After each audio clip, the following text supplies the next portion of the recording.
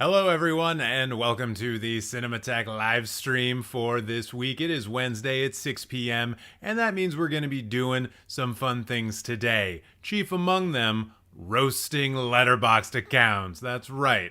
Over on my Letterboxd account, link in the description box below, I have a whole list that just has one random movie in it that has the word roast in it. Right now, it's Jonas Brothers Family Roast, and if you comment on that list, I will roast your account. And now I've got something like 23 profiles all saved up, and they're begging for it. They want it. They want this thing. Look at some of these comments. Look at some of these comments. Oh boy, yes, hello, me, do me, I have exquisite taste, we'll see about that. Someone with just an emoji, me. Hey, could you roast me please, mate? We'll see, I probably will. Roast me. Would like to get roasted. Sounds fun. Yeah, cool. Sure. Lots of great enthusiasm coming from the community over on that list. And if you haven't done so already, please go follow me on Letterboxd so you can see all of that stuff. Looks like Through the Lens has just commented. Right on, right on. Well, we'll see how far we get. I'm only going to be on here for a couple of hours, and there's only so much you can roast until you get all roasted out. Hopefully, I don't get roasted out. So then why don't we just get right down to the brass taxes? The first roast. Where's the thread? It's just a list. It's among my list. It should be at the top right now because I just edited it. And also, if I've roasted you before, I'm not gonna re-roast you. Probably you'll be low priority if I've gotten to you before. Anyways, let's see what we got first off. And it seems like we're starting off with Reese Jones _16, presumably this person's age. But I will say they are kind of cool because this is an absolutely fantastic profile picture. Just Willem Dafoe being very upset about this orange that's gone a little bit south. You can't save that. That thing has to go right into the compost. Fucking compost, people at home. But let's see what this person's got in their fave films. Oh, you know what? This might be a hard one to roast, actually. Maybe I can tell you a funny story, though. So Do the Right Thing. Great movie by Spike Lee. It's probably the safe Spike Lee pick, but at the same time, like, you still got it there. So I got to say props to that. Also, you've got Videodrome here. One of David Cronenberg's two best films, one of my favorite filmmakers, one of the best all-time Canadian filmmakers. What the hell am I going to say about that? That it's too, like, gory and nonsensical and you should feel bad about it? No, of course I'm not going to say that. I haven't seen The Killing of a Sacred Deer. I know that I should have by now, and I just haven't. And I feel sad about that. So maybe roast me instead. But then also you have Perfect Blue here, which, to be clear, is a great choice. Like I said, this is a hard profile to roast. But Perfect Blue is a film where I showed this film at a bar. I was doing this like program of 3 films. I think I was showing movies that were like Hitchcockian. So I showed like Rebecca. Rebecca is a Hitchcock film. Anyways, I showed Hitchcockian films, and this was one of them. And I forgot that there is a graphic rape scene in it, and it's an animated film. It's a Japanese animated film. So my friend, who was the bartender, had to come over to me and say, like, hey, TJ, are there any more explicit rape scenes in this anime film you're showing in my bar? And I was like, no. I'm pretty sure that's the only one. So egg on my face, you could say. A lot of egg on my face. So if we're going to be roasting this person, actually properly roasting them, we're probably going to have to go through their recent activity. What have they been rating films? Let's turn off that. I want to be able to see what I'm looking at here. All right, so they gave Babylon and Infinity Pool 4 stars. Is this my account? Is this my account if I were rating films? Hold on, there's got to be something egregious here.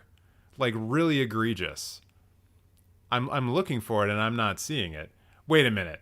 Is that? No fucking way. Okay. I saw The Exorcist right here and they gave it a half star, and I was about to go off on this person. I was about to put them into a grave. But then I realized that they're just preemptively reviewing the 2023 Exorcist film by David Gordon Green, which is behavior that I hate. But also, you're probably not far off the mark for the actual quality of what that film is going to be. So I think maybe we're the same person. which is weird because I think I just described you as being a 16-year-old at the beginning of this roast. Oh, geez. Okay.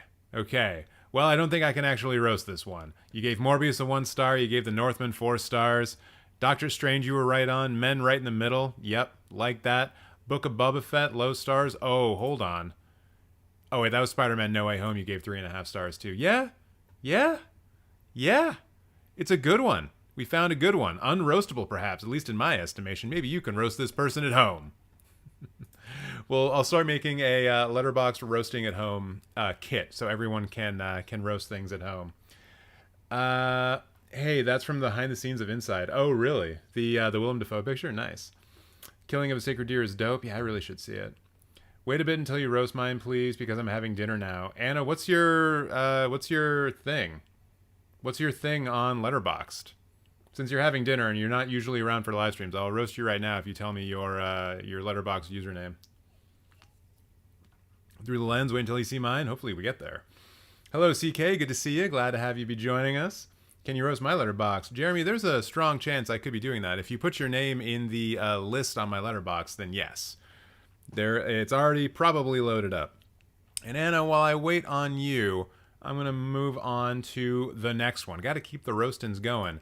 This person already, Mr. Tom Leader from Sydney, New South Wales, so fucking privileged, couldn't even just say they're from Australia. No, they had to say that they're from New South Wales. What an asshole. And to go along with that theme of them being an absolute jerk, they actually pay the most amount of money for Letterboxd, and they used that money to have a header that is just La La Land. Why the fuck would you pay money for that? Why does Letterboxd deserve your money? And they do. Let me be clear. Letterboxd does deserve your money. We have to support this lovely social media network that exists. But why would you choose to spend money on Letterboxd to just foreground this pure and utter mediocre film? I'm disappointed in you, especially when we get down into your top 4, and I also see The Thing and Psycho. What in the good gosh darn is going on here? The Thing and Psycho on the same level as La La Land? I'm not going to touch Whiplash because I know a lot of you guys are sensitive about that movie. I think it's pretty good. I don't think it's brilliant. But like, La La Land and The Thing and Psycho should not be in the same breath. And I think once we get, maybe another 10 years away from La La Land, we're all going to realize that it wasn't as good as we thought it was. And then what even else is there to say here? You only gave Ace Ventura: Pet Detective a 3.5 star? What? That is a classic. That is at least a 6-star film. Get out of here with your nonsense. Hey fellas, first time seeing the roasting live. Greetings from Ukraine. Is there a way to submit our profiles? There is a list over on my Letterboxd where if you comment on it, I will roast it, but there's no guarantee I will get to you today. I wonder if there's anything else here. Is there anything else in this thing? In Tom Leader's films? Something that I might find to be not so agreeable. I mean, 4 stars for Knock at the Cabin is way too many stars. It's about 2.5 too many stars. Goodness me. I haven't seen some of these newer ones though. 4 stars for Puss in Boots. I'm okay with that. Puss in Boots 2 from the looks of it. Yep. 4.5 for Missing. I still need to see that one. Don't know much about it, but I know it's a Screen Life movie, and I'm usually a fan of those. 3.5 stars for See How They Run. A little bit too high, I think, for that. 3 stars for Black Adam. Really? The Godfather of the Bride. What in the hell is that? It got a love but no stars? What am I supposed to make about that? Did you actually review it? Nope. But apparently something happens at Frou Frou's wedding? What the hell is this? That was a 7-minute short. All right. A lot of other stuff. I think we've probably done the most damage with the La La Land right off the bat. There's only so many times you can beat that dead horse. You know what I'm saying? Let's go back over here to the chat. Having La La Land and Psycho on the same tier is a mood. Yeah, right? La La Land is perfect. Don't judge me. Oh, I'm gonna do it all again. If I have to repeat myself several times about La La Land today, I will. Paul saying thanks for the stream. No, thank you, Paul, for showing up and commenting and getting in that chat. Bowline, hope you're doing all right in Ukraine. I look forward to making fun of you later, hopefully. It's a weird thing to say, isn't it? All right, we got the next one loaded up. And now this person, compared to the last person, is doing the sort of right thing with their hard-earned money, sending it to Letterboxd so they could have this wonderful visage of Clint Eastwood from The Good, the Bad, and the Ugly just as their header. Look at that man with his poncho and his little tiny cigar and his hat being a badass. Tristan 9 is his name. I really hope 9 is not your age because I really don't like roasting children. You're a bit gamey in my estimation. But what else do we have in this top 4? Oh my God. Not only do you have La La Land here, but it's a custom poster that tries to make this movie look like it's from the 50s. Get out of here, dude. You can't do that. You can't just make La La Land more relevant by trying to mix it in with musicals from the past. It doesn't work that way. And it's also kind of interesting here. I don't know. Oh, I see what's going on here. I was about to say, like, you're using custom posters for everyone, but you didn't do that for 12 Angry Men. But I know what I just did in my head. I substituted the cover of the Criterion version of 12 Angry Men in as the normal version. Whereas I'm sure if we were to look up the original poster for 12 Angry Men, it wouldn't look like that. But what else do we got here? I already said the good things about The Good, the Bad, the Ugly. Great movie. Not the best Sergio Leone film, though. If you really wanted to impress me, you would put Once Upon a Time in the West up there because we all know that's the best one, the gooderest one. 12 Angry Men is dope. What is there to say? There may be better Sidney Lumet films, but I haven't seen them. Although I do prefer probably one or two others over 12 Angry Men. And Hereditary is really cool. I like how there's a bit of a cross section here between the new and the old. You're covering the 1950s, the 1960s, and then the 2000s and 10s, both with this good horror movie about basically Satan, and this other not great movie, which is maybe also about Satan. There's probably a film essay out there somewhere claiming that La La Land is about Satan. Gotta say, giving 4.5 stars to Akuru, very good. You've seen Umberto D, good on ya. Based on this, like some of these films you're watching, and I also see that you saw Murder Mystery and gave it a 1 star. So I'm wondering, just looking at these 8 films, if you are in film school right now, you know? Like you were in a class and they showed you classic American film or something like that, and I don't know why they would show Good, the Bad, and the Ugly in that case. It's an Italian film. But like you're doing film history, and so you saw 12 Angry Men and you saw Good, the Bad, and the Ugly, and you're like, oh, that's good. And those are both probably staples of that kind of class. And then along with that, you would have seen Akuru and Umberto D, because those are important films to world history. But then you have the other films in here that you're also just seeing because you were an enjoyer of cinema. And yeah, that would be my guess. That would be my guess. Yeah, you also just saw Singing in the Rain recently, so that makes me think that you are probably in film school right now. And only 3 stars for Infinity Pool, bit low in my mind. Also, Plane should probably have like a 6 out of 5 here. Let's all admit that Plane is one of the best films of the year. Roast me for that if you wish. You certainly can. And also, please like this live stream if you haven't yet. We can get even more people in here to witness the demise of these poor, poor fools. 4 stars for the Suicide Squad, way too high. I did like the little last bit where they're fighting the giant starfish, but aside from that, that film is not much to write home about. Dune, 4 stars. I'll accept it. Maybe could be higher. The Fear Streets. I noticed that you gave the Fear Street, the 78 one, 3 stars, but you gave the 94 one, I think, 2.5 stars. That's probably correct. Sonic the Hedgehog, only 2 stars. Okay. Yeah, you're trying to take yourself a little bit serious here. I like this. 3.5 stars for Joker. Could be lower. Although Joaquin Phoenix's performance is exceptionally good. And you're really like committed to putting in like all of the it seems like you're really committed to doing the custom posters for like pretty much everything except for Fresh from the looks of it. Wild. All right.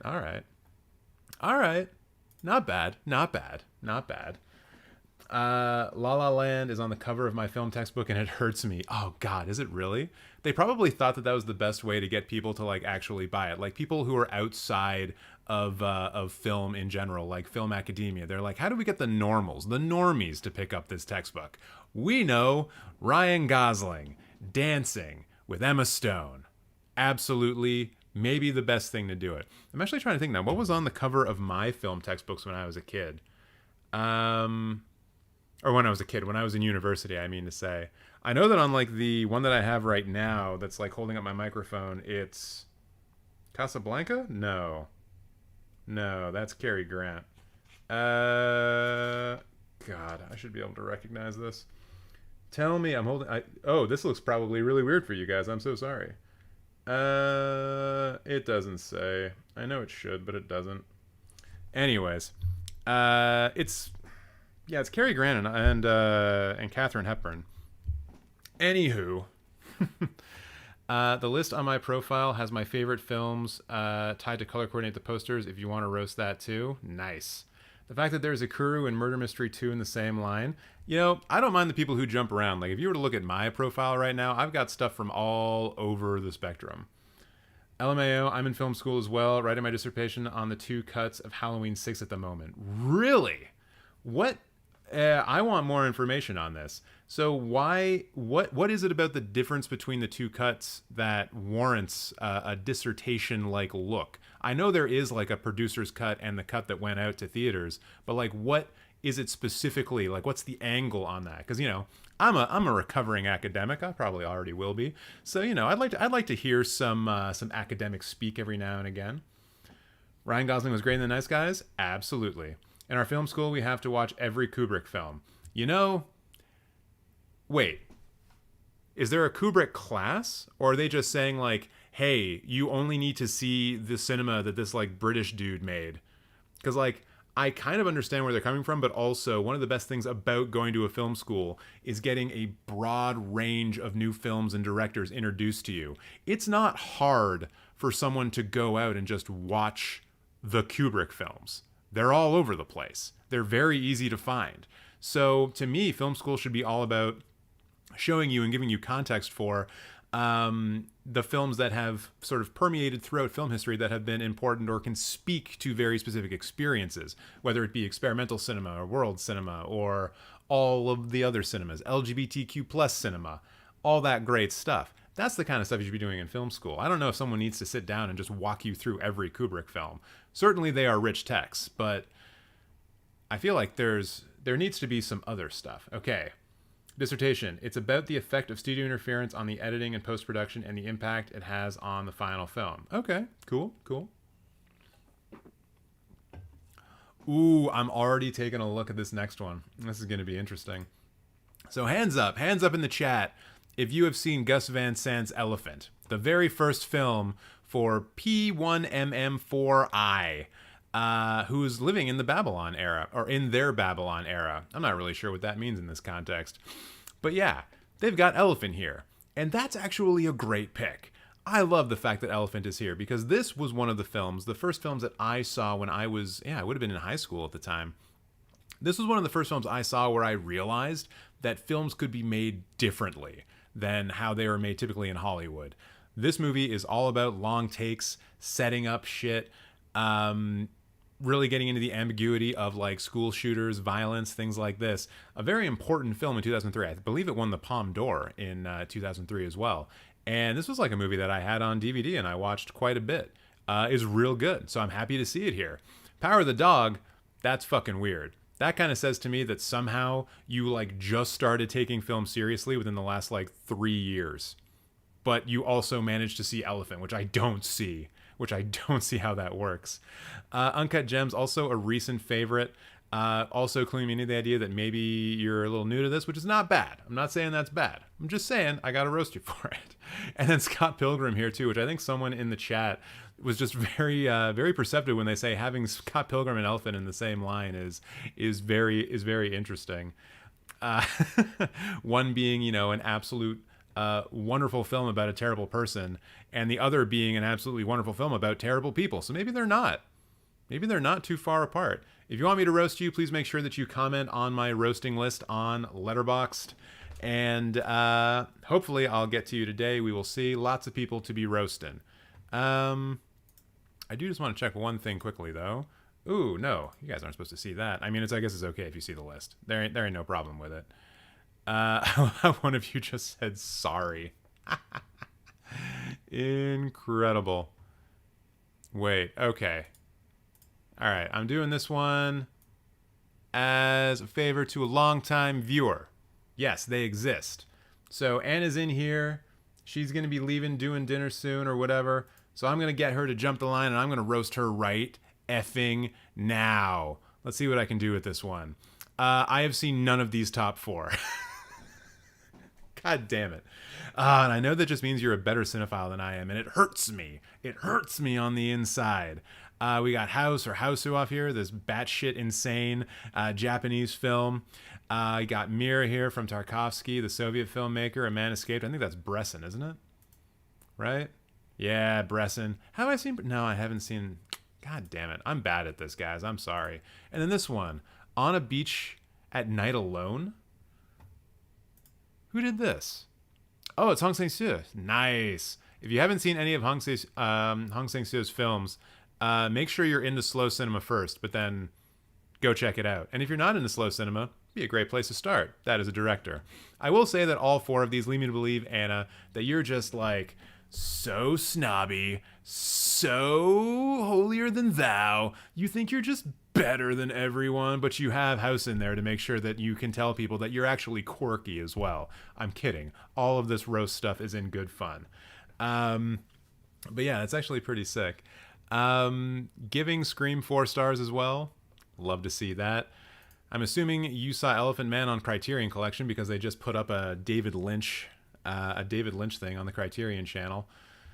Texas Chainsaw Massacre, the new one, getting 1 star. X a 3.5. Bodies a 3. Morbius a 0.5 star. Yeah, you're taking this kind of seriously. I enjoy that. Dune, underrating Dune. You all know how much on this channel we love Dune here.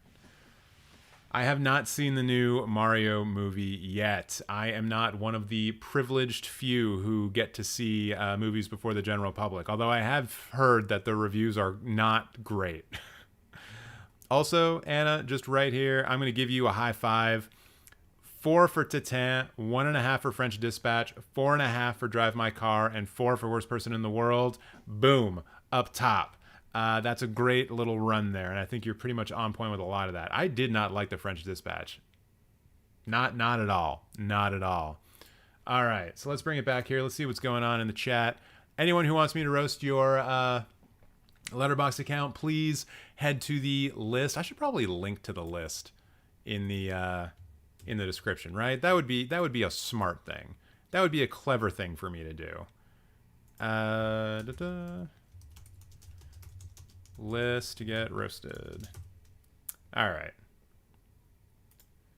right, there we go. So if you want to get roasted, comment in the list that's linked in the description box below. That's a lot easier to say. Okay, so we already got rid of that guy. By got rid, I mean we roasted him. Roasted him so bad. Let's move on to this next one. Hey, everyone, look. We found the Letterboxd account for Barack Obama. Barack Obama? Barack Obama? Yeah, that's probably how he would hide his identity. You know, the former president of the United States. It's pretty clever. And I can already tell, based on this giant header, that they are a fan of one of the most terrifying films that ever existed. Man, I don't know.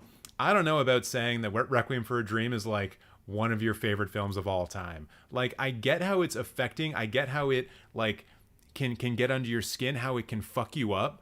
But, like, it's kind of like saying your best friend or, like, the person that you want to fall in love with is the person who's, like, kept you hostage for the last 10 years, right? Like, I feel like saying Requiem for a Dream is your best film is like saying I love trauma. And I need to stay, and I need to be around trauma. I need to be around my traumatizer as much as possible. It's kind of fucked. Honestly. But the rest of these are kind of cool. This person really more into American cinema, which I always love just to see people branch out more from American cinema. There's so many good movies not made in America.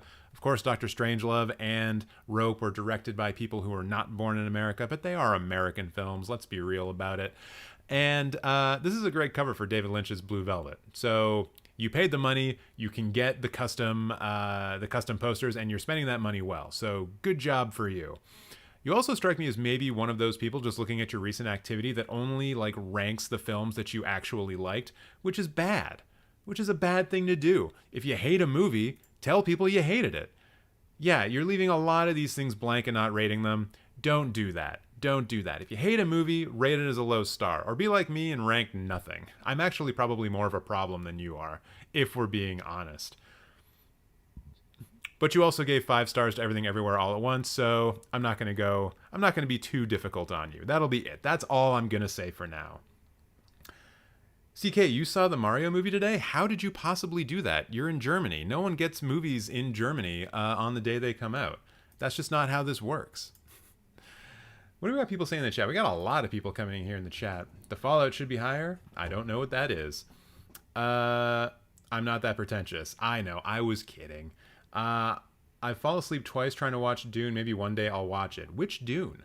David Lynch's version of Dune, certainly that is a sleep inducer, but the new Dune is like wicked cool, man. The audience reviews for Mario are good, really? Well, we'll see. I've watched it and it's pretty bad. Waleed's brother, how did you see it? How did you see it? I saw the movie. Okay. Hey, TJ, first time watches since last Konosataki, In the Land of Headhunters, Misadventures of Merlin Jones, Cloak and Dagger. Nice. I watched it and I'm in England. What? Wait, Mario came out 2 days earlier? Really?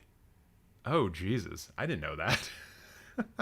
I mean, it shows you how much I've actually wanted to watch the Mario movie, which is not really at all. I'll get around to it. And I have not seen Cloak and Dagger, unfortunately. Let's see. Can I do that?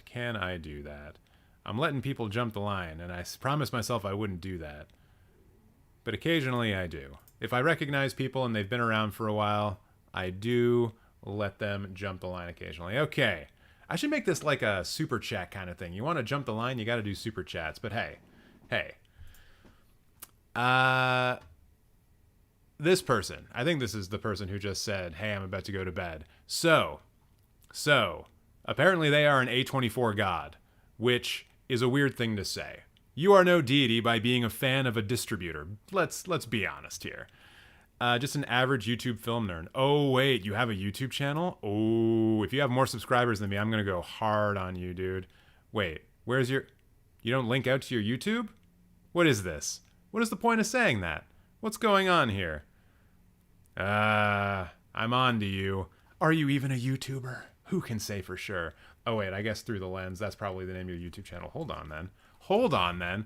This has got to be part of the roast. Is the YouTube channel higher sub than this one? I'm not, ooh, that was a weird search. Through the Lens. There we go. Is that you? 20,000 subs? No fucking way. And here I am just giving you free advertising. No, this is a basketball channel. What the heck? What the heck is going on here? I'm trying to find like your link. You can't put links in the chat. That's not a thing that can happen. All right, well, I think maybe something that we could all learn today. Oh wait, here's yours. Is that SEO on your on your YouTube channel names are important.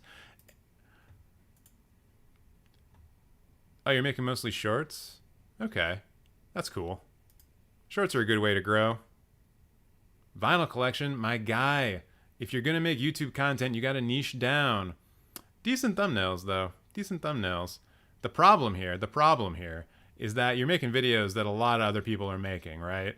And like you're using assets that a lot of other people have access for. Like that's the image. That's the image from All Quiet on the Western Front. So it's gonna be really hard for you to stand out if you do that. Whereas for me, I use thumbnails where I'm like lighting shit on fire. And that just clearly is so much better. It has its ups and downs. So let's go back to this actual Letterboxd roast. After Sun, one of the best films of last year. I can't really say a bad thing about it. Waves.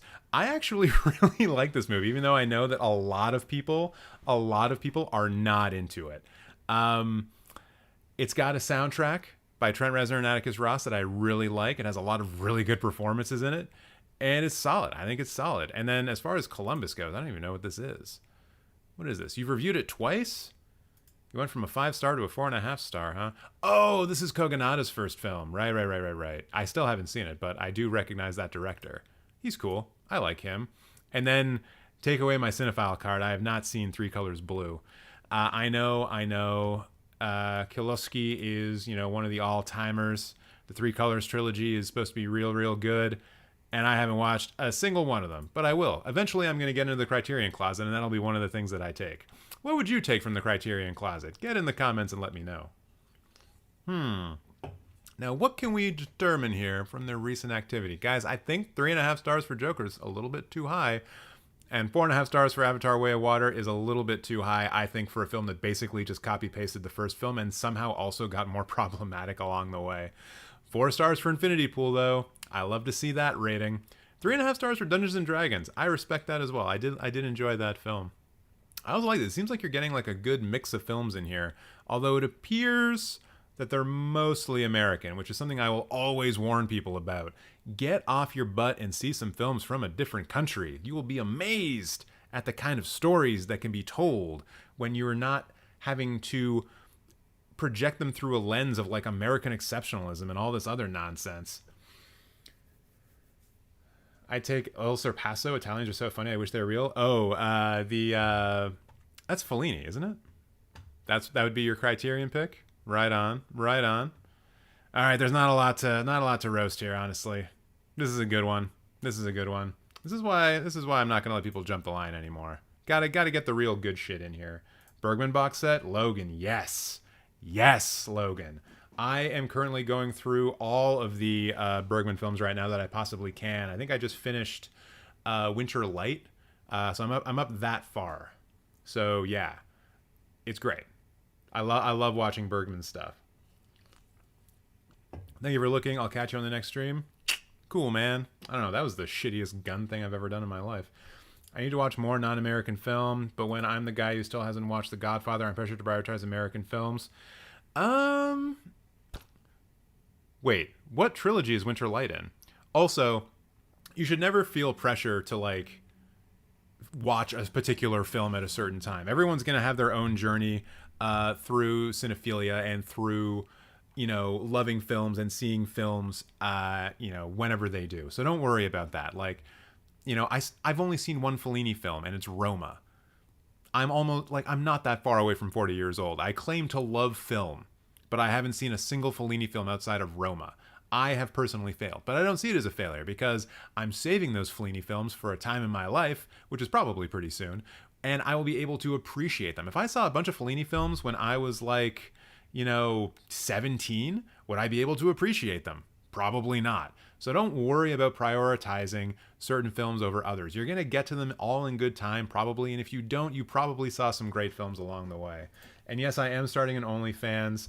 I am going to be taping myself up in film stock and then selling the images online to help fund my my YouTube career.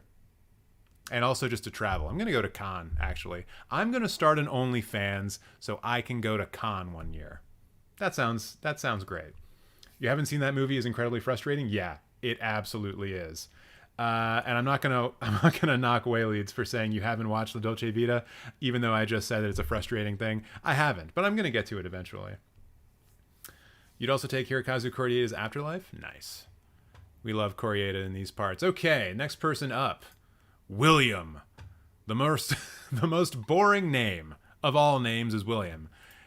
But I guess you're into like C-tier Mario characters, so you got that going for you, I guess. Apparently, according to you, you have very base takes, I think. So among your base takes are Back to the Future, maybe one of the most overrated American films of the 1980s. Get at me if you want. Scott Pilgrim vs. the World, which, admittedly is good, but mostly because it takes place in Toronto. Spider-Man Into the Universe, which is really good. And The Truman Show, which, I don't know. I feel like it must be a film that I need to rewatch. I haven't seen it since I was in my teens, probably. I probably saw it when it came out, not in theaters, but on VHS. Yeah, that would have been a VHS movie for me if it came out in 1998. I don't know. It always seems like one of those ones where I'm like, really? That's the film that we're all going to fixate on and call one of the best films of all time? Because I wouldn't be surprised if we saw Truman show up a couple of more times. Also, what is this run that you're on right now? Like, Dungeons & Dragons, I understand. But Green Lantern and Pixels back to back, and you gave them above a 1 star? You are, I think, very forgiving. Very forgiving when it comes to your ratings. Actually, now that I see John Wick 2 getting a 4 star, I'm going to say that's absolutely the case. And yet you still gave a 2 star to Eternal, so you're not completely insane. 4 stars to Prey, 4 stars to Nope. Yeah,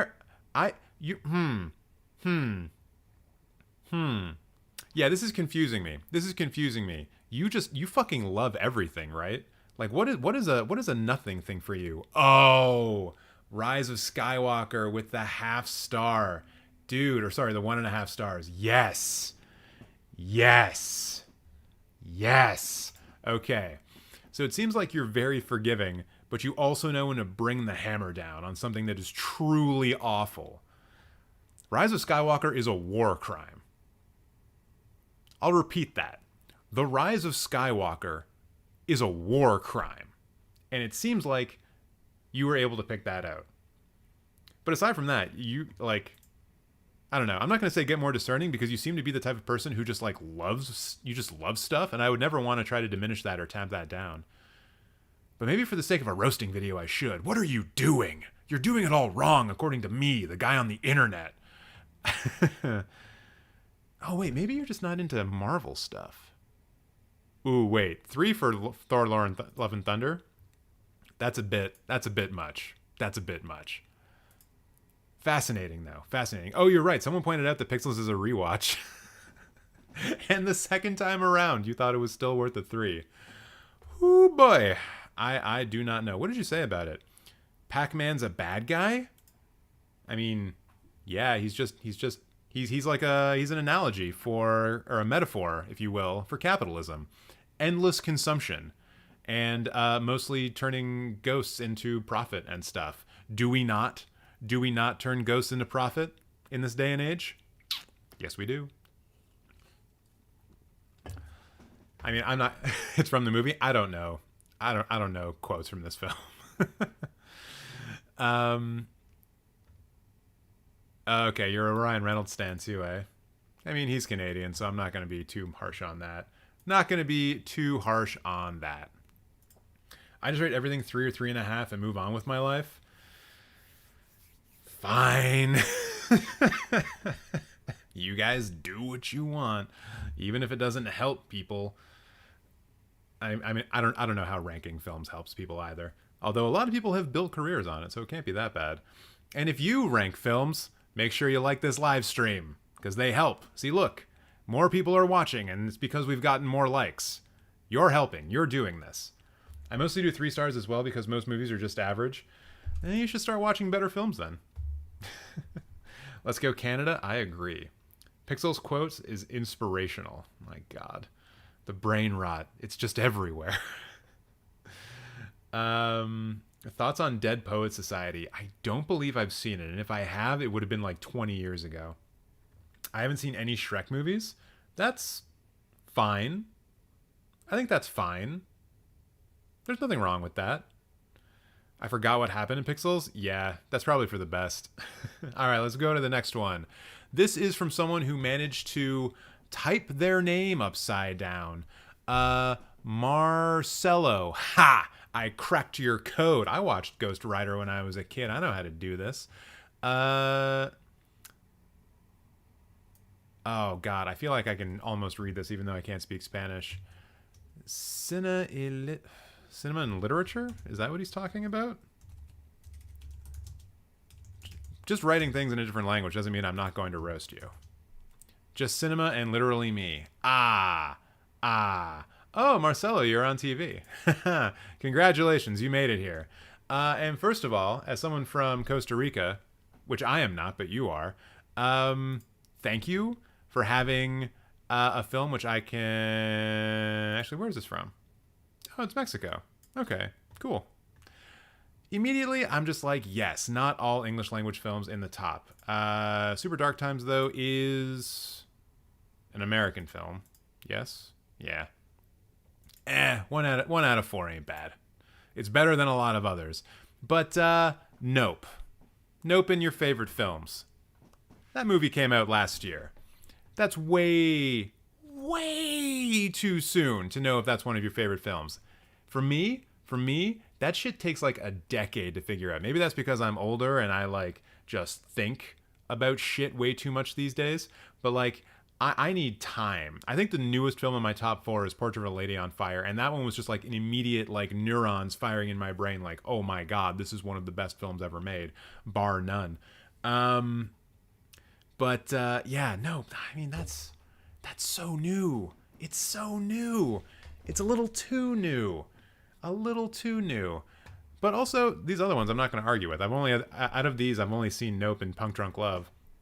Would you recommend this film? You've given it 4 stars, or 5 stars. I can only imagine that you're going to say that it's worth watching. It's so good. I just started to get into movies like a year ago, but it's so good. Hey, that's all good, man.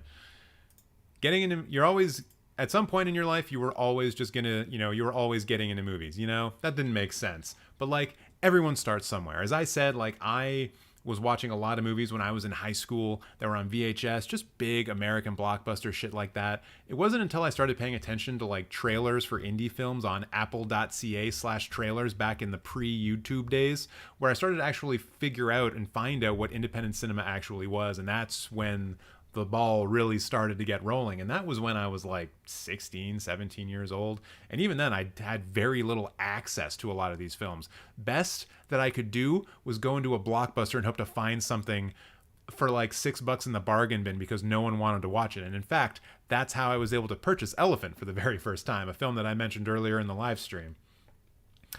If you want to get roasted, link in the description box below to a list on Letterboxd, comment on the list, and we'll see how far we get, but there's like a lot of people in line, so don't count on it. But hey, we can always do this again. Man, I only had QuickTime so I could download and watch those trailers, right? That's what see, this is what the younger generation doesn't understand. This is where the gap between millennials and Gen Z really lies. Like, we had to fight for video on the internet when we started out. I remember watching like 240p video. Actually, probably wasn't even 240p videos, and I had to download Real Player. Like, the amount of fucking spam bullshit that we had to download in order to just watch the lowest quality video possible. You guys, you younger generation, you will never understand the battles that we fought for you. Okay, anyways, just going back to this, you gave Scream 4.5 stars. I agree. If you're going to start off with a slasher film, you should probably start with Scream and then return to it a couple of years later after watching a lot of other slashers, and you'll just love that film all the more. And I do see that there's a larger variety here, but it seems like you're also like trying to concentrate on the newer big films. Looks like maybe you were also going on a run for Oscar films here at some point, because we got or potential Oscar films. Like, you got Bardo and Tar and Athena and Bones and All and Sir and The Wonder and The Whale and Don't Worry Darling and Banshees and Blonde and The Menu and Glass Onion. Most of those are Oscar films, so I imagine that you were on that kind of a run, which I have done in the past as well. Overall, not bad. Not bad. Just watch more stuff. Yeah, you've seen 1,000 films. Just watch more stuff. Super easy. Super easy. Should I even call these roasts? I'm being way too supportive of you guys. All right, let's see. Nope is just something that still has me thinking about. A good sign for me. Good call. Good way to put it. Good way to put it. Okay. And apologies if I don't get to roasting your profile. There's a lot. There's a lot. And you know what I should start doing? After I roast your profile, I should give you like a recommendation for a film to watch. Maybe I'll start doing that from now on, because I obviously just can't remember anyone that came before this. And if you haven't already, please subscribe to the channel and get notified, because I live stream every week, and maybe a little bit more often. We'll see. So next person up, it's someone who I think is usually actually here. Mizja from Amsterdam. It's probably like midnight where they are, so they're probably not here. only seen 413 films. So maybe they're new to this. Maybe they just haven't recorded everything that they've seen. We shall see. So, what do we got here? First of all, you got Jurassic Park. Big Hollywood blockbuster from the early 1990s. A formative film for me, absolutely. But then what else is here? You know. 4 American films. First of all, boo on you. You're from Amsterdam. Come on, you should have access to all the coolest European films possible. I mean, even as for myself as a Canadian, I have access to all the cool European films I could ever want. But like, what's this? It's all American films. Come on, man. Although I guess for you, these would technically all be like foreign films. Jeez Louise. Wait a second. You're 11 years old? Is that your... I'm just going to click away from that one. Whoops. Fun fact, and not even a fact, but just a life lesson for everyone out there. Don't put your full name on the internet, especially when you're a minor. Oh, God, I might have to strike that one from the record. And you're welcome, Marcelo. Spielberg released Jurassic Park and Schindler's List in the same year. Yeah, no, I know. That's a crazy year to have. Also, I think there was a director who did like The Wizard of Oz and another really big film in the same year. It's another example of doing 2 big films in a year. And actually, Bergman did that a lot as well. Like, he had a bunch of films where he was doing like 1 to 2 films per year every year. So yeah, some directors just go for it. And I mean, like, Bergman paid the price. He went through like what, 4, 5 wives, like wild. And he had like a child with someone he wasn't even married to. So yeah, Bergman paid the price for his prolific film output.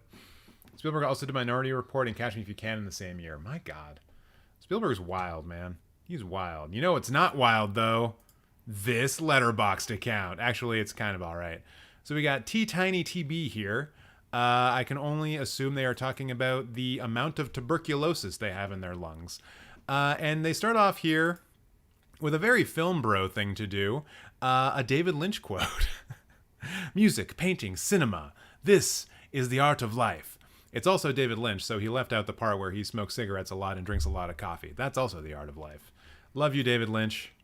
Would never say anything different about that.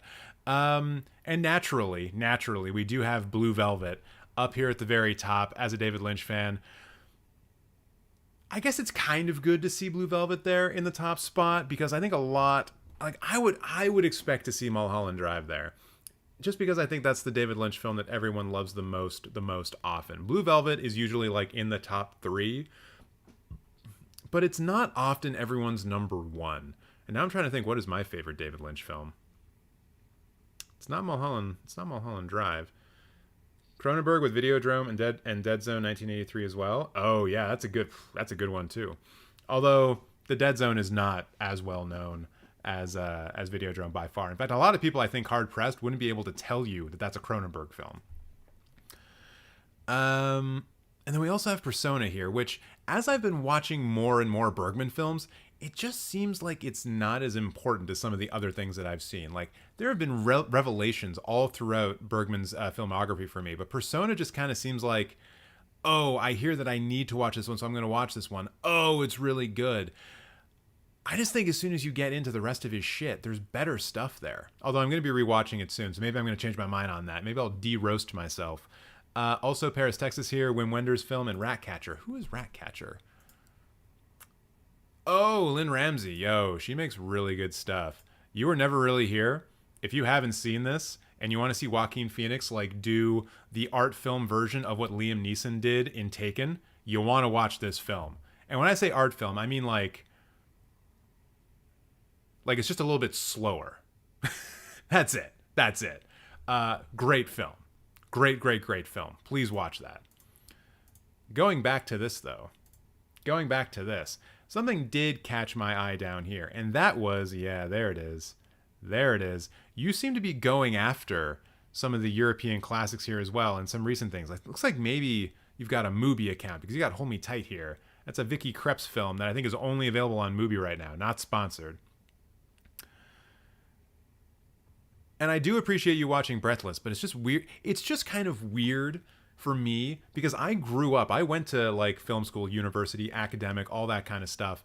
Breathless was held up as like one of the best films ever made, right alongside Citizen Kane and stuff like that. So it's always just kind of jarring to see like new people to cinema, to the art of films, seeing a film like Breathless and like kind of just shrugging their shoulders and being like, yeah, like 3.5, whatever, it's fine. It's just it's so weird. It's so weird. And I wonder if part of that has to do with like people watching films without the proper context, right? Like a film like Breathless, I'd have to do my due diligence on this, but I think like that movie caused a riot somewhere. Fights broke out. People were furiously writing in Cahiers de Cinema about it. And so it's just like, so strange to just see someone be like, I don't know. That's fine. Also, Leclerc is way better than 3.5 stars. Come on. Antonioni fucking rules, dude. What else we got in here?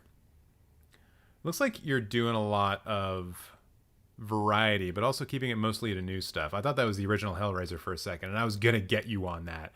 The original Hellraiser is not 2.5.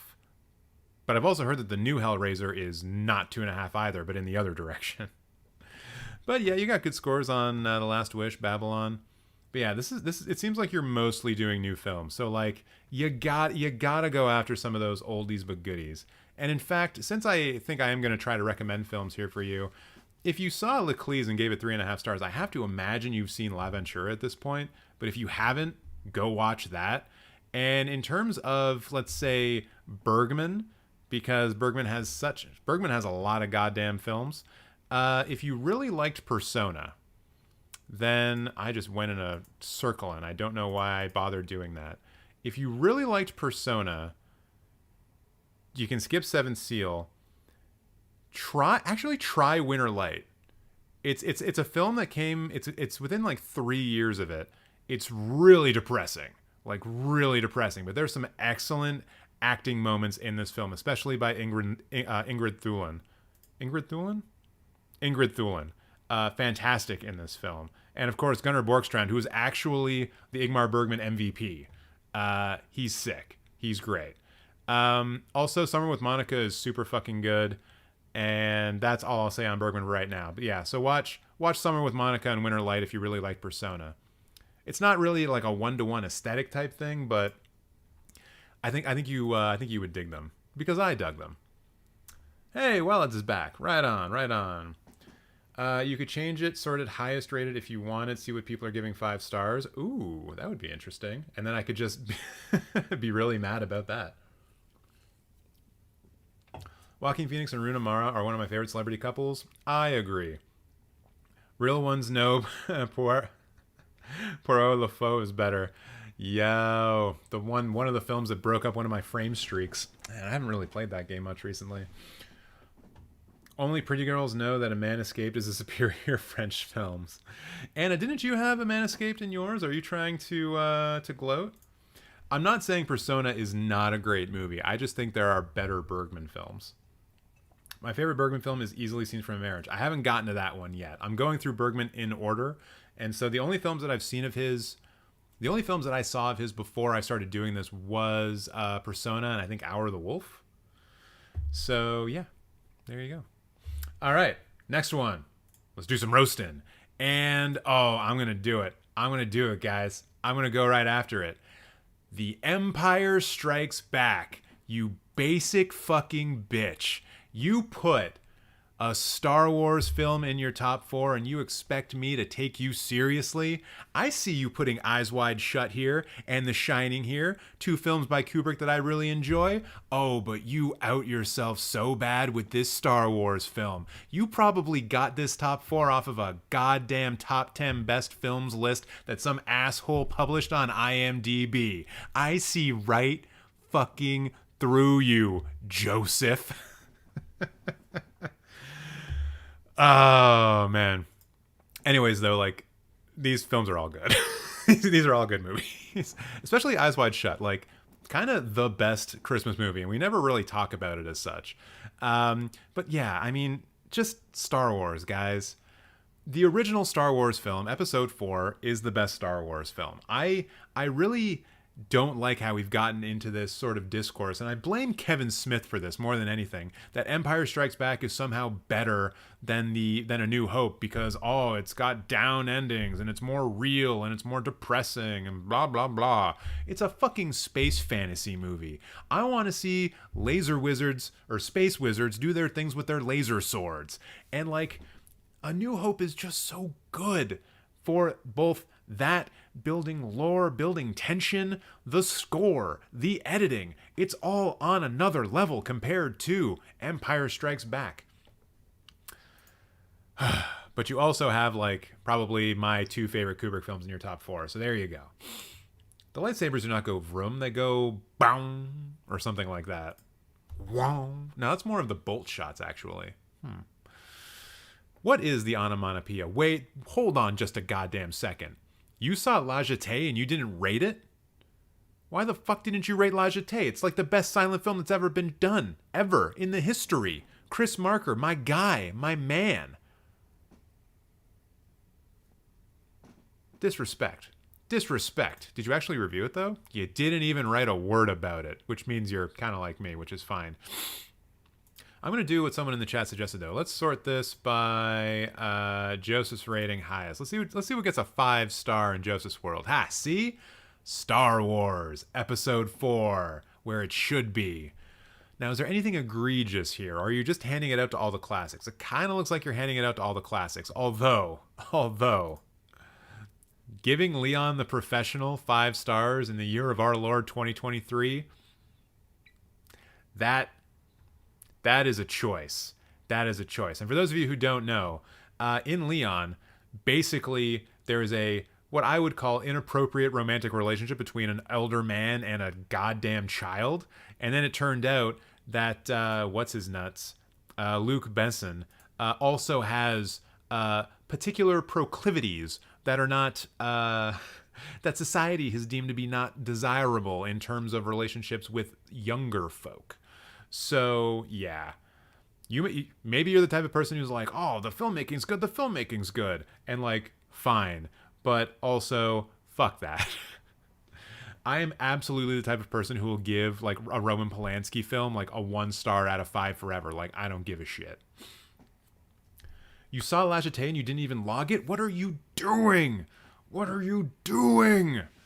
Come on. I mean, I, at a certain point in my life, was not logging short films because I felt like I was like artificially inflating my film count because of that. But then I realized that was a stupid thing and that I should be logging these films because a lot of silent movies are dope as hell.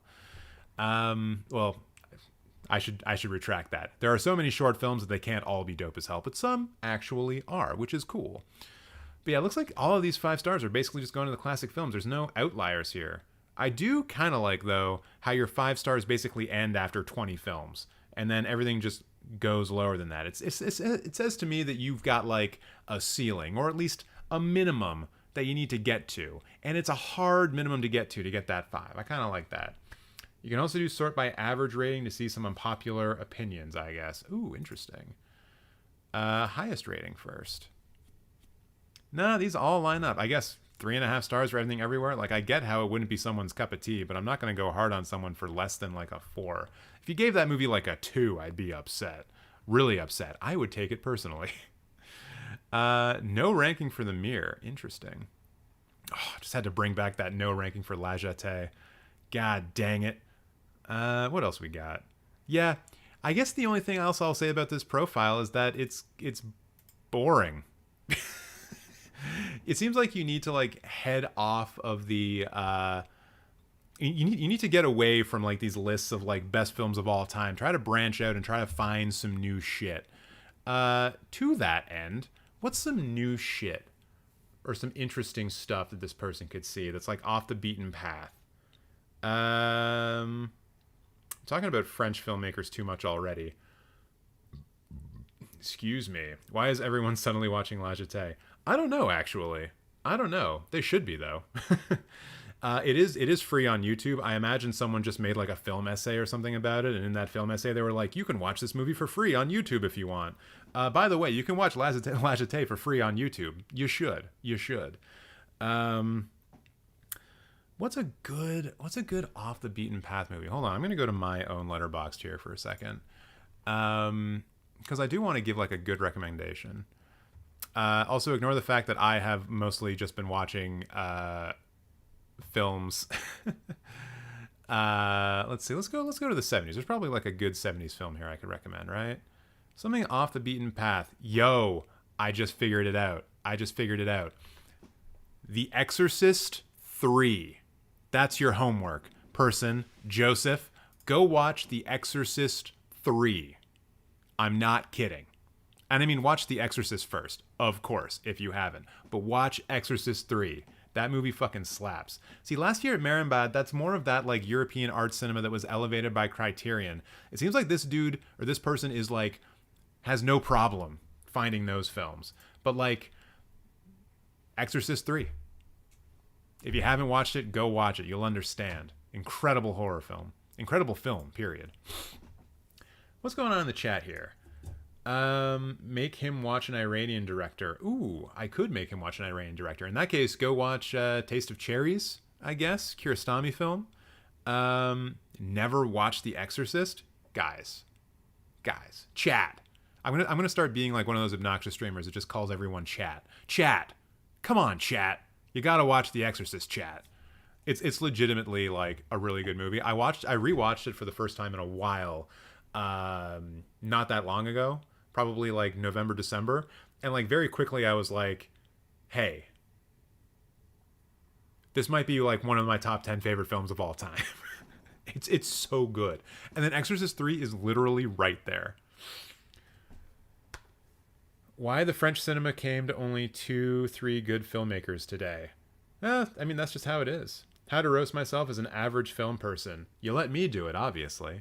But honestly, you know, if you're gonna roast yourself, just look at your own things, right? Like once again, I'll just go to my own top 4, right?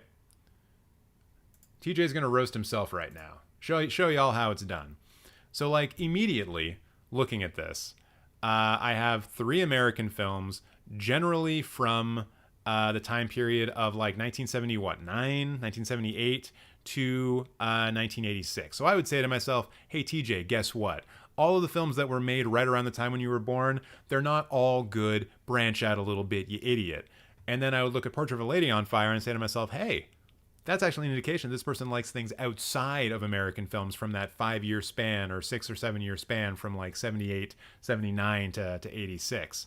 And then you sort of look at the recent activity and say, well, this guy's super fucked up and he's seeing all kinds of random shit. So maybe I should not bother with him because he might hunt me down and murder me. I would never do that, of course. Oh, you've already watched Exorcist 3? Well, watch it again. When people say Angela Bassett did The Thing, they're wrong because John Carpenter directed it. Oh my God. Anna. I mean, it's a good joke. I like that joke. Anyways. Oh, this is the next person we're roasting, so might as well go to that. Ooh, they've got a YouTube. Gotta check the YouTube. Gotta check the YouTube first. Why do people put their name on here? Why? All right, Dr. Jazz 106. If you're 106 years old, that's cool. Oh, wait. Hey, look at this over here in your bio. You're talking about yourself in the third person. Way to go, man. Dr. Jazz 106 is a wildly inconsistent movie-loving thespian. Ooh, a thespian.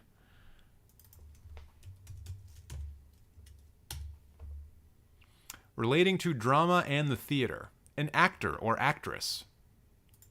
I knew that. I just wanted to make sure that you guys knew what that was. Who likes to make short films in his non-existent spare time. So you don't make short films then, based on this sentence structure. Because if you have no spare time, you can't be making short films in it. I feel like that is as much of a roast as I need to do. Make your English better. Capitalize your sentences, god dang it. He thinks he is funny, but unfortunately he is very wrong. Hey, we both suffer from the same ailment. All right, favorite films. This is mostly bullshit and dog shit and terrible. Birdman, La La Land, Knives Out, and Ratatouille. I mean, you've only seen 302 films, or 312 films. I guess that explains it. But, like, good lord. I feel like I could suggest just watching Stanley Kubrick films to you, and that would be, like, a great place for you to branch out here. Like, La La Land, I've already said, is just not a good movie, and I refuse to acknowledge it as anything more than that. Birdman is, like... I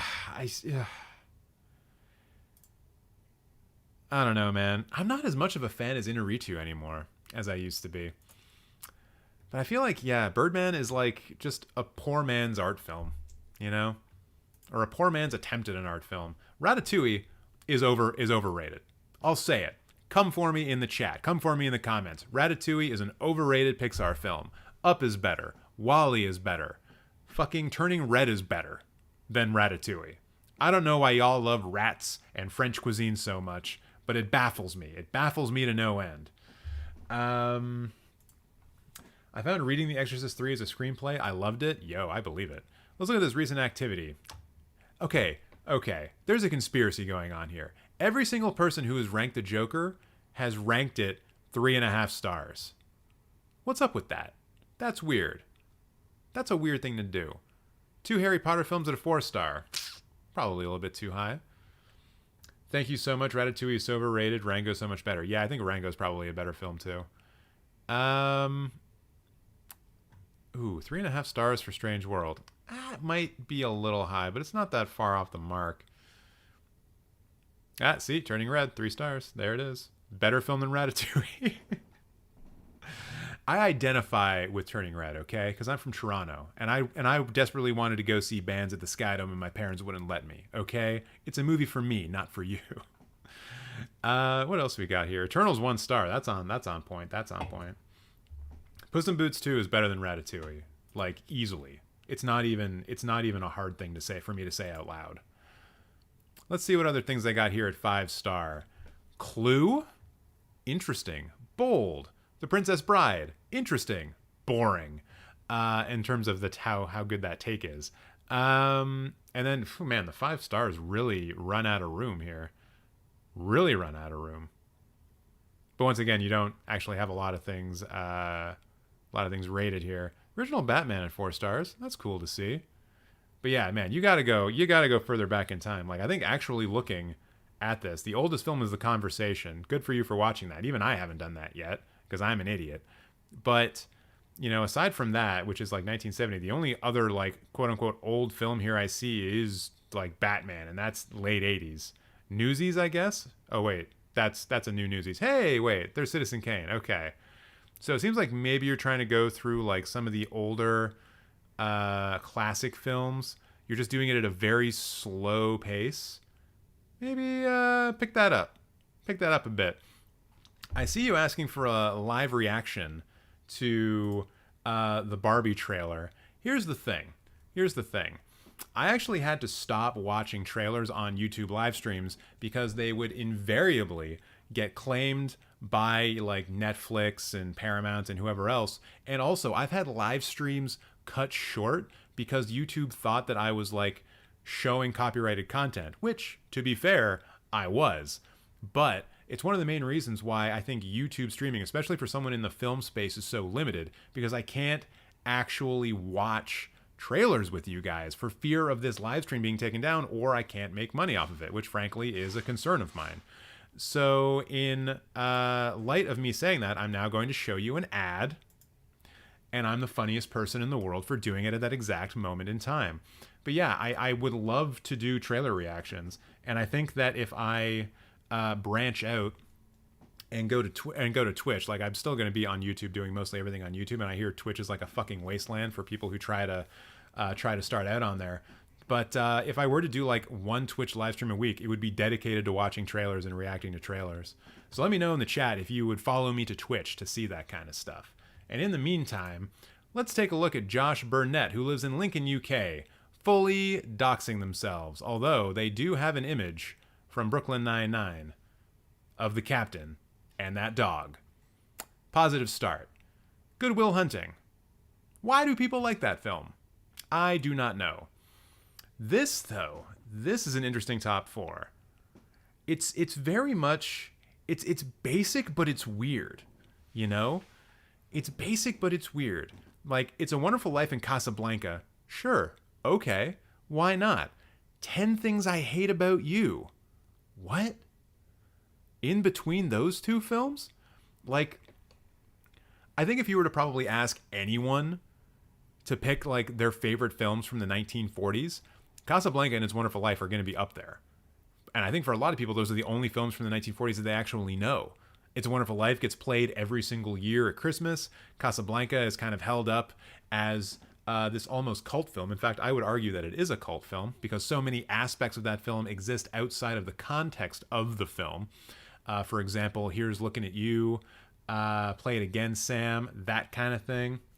Is this going on YouTube? I mean, I'm streaming on YouTube right now. Like, this is going to remain up. Yeah, I might cut out parts of this to make shorts or something else, but yeah, like, you're going to be able to come back and watch it if you want. And then, yeah, you just got Good Will Hunting. I don't know, this befuddles me. I will give you my standard criticism. These are all American films. It seems like you are open to watching films that are not made in the last 2 decades, which is always great. But watch some movies that were not made in America. Watch City of God, you know? Throw a curveball in there. Get some social realism in your life. Is that film social realism? No, it's probably a little too formative. Formative? That's not the right word. Formalistic? Formalistic. It's probably a little too formalistic to be considered social realism. Anyways, watch a Michelle Yeoh film from Hong Kong. Hell yeah, do that. I've been doing that a lot recently. I saw Magnificent Warriors. I saw Royal Warriors. I watched Super Cop last night. She's great. I love her. And if you want to see my opinions on all the films that I watch every single month, that is one of the perks that you can access on my Patreon page. Link in the description box below.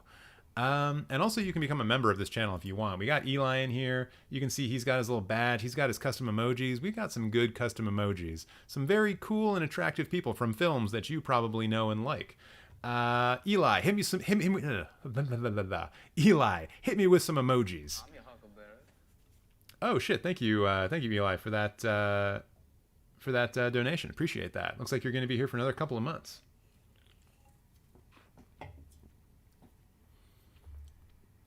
Yeah, look at all those. Look at all those emojis.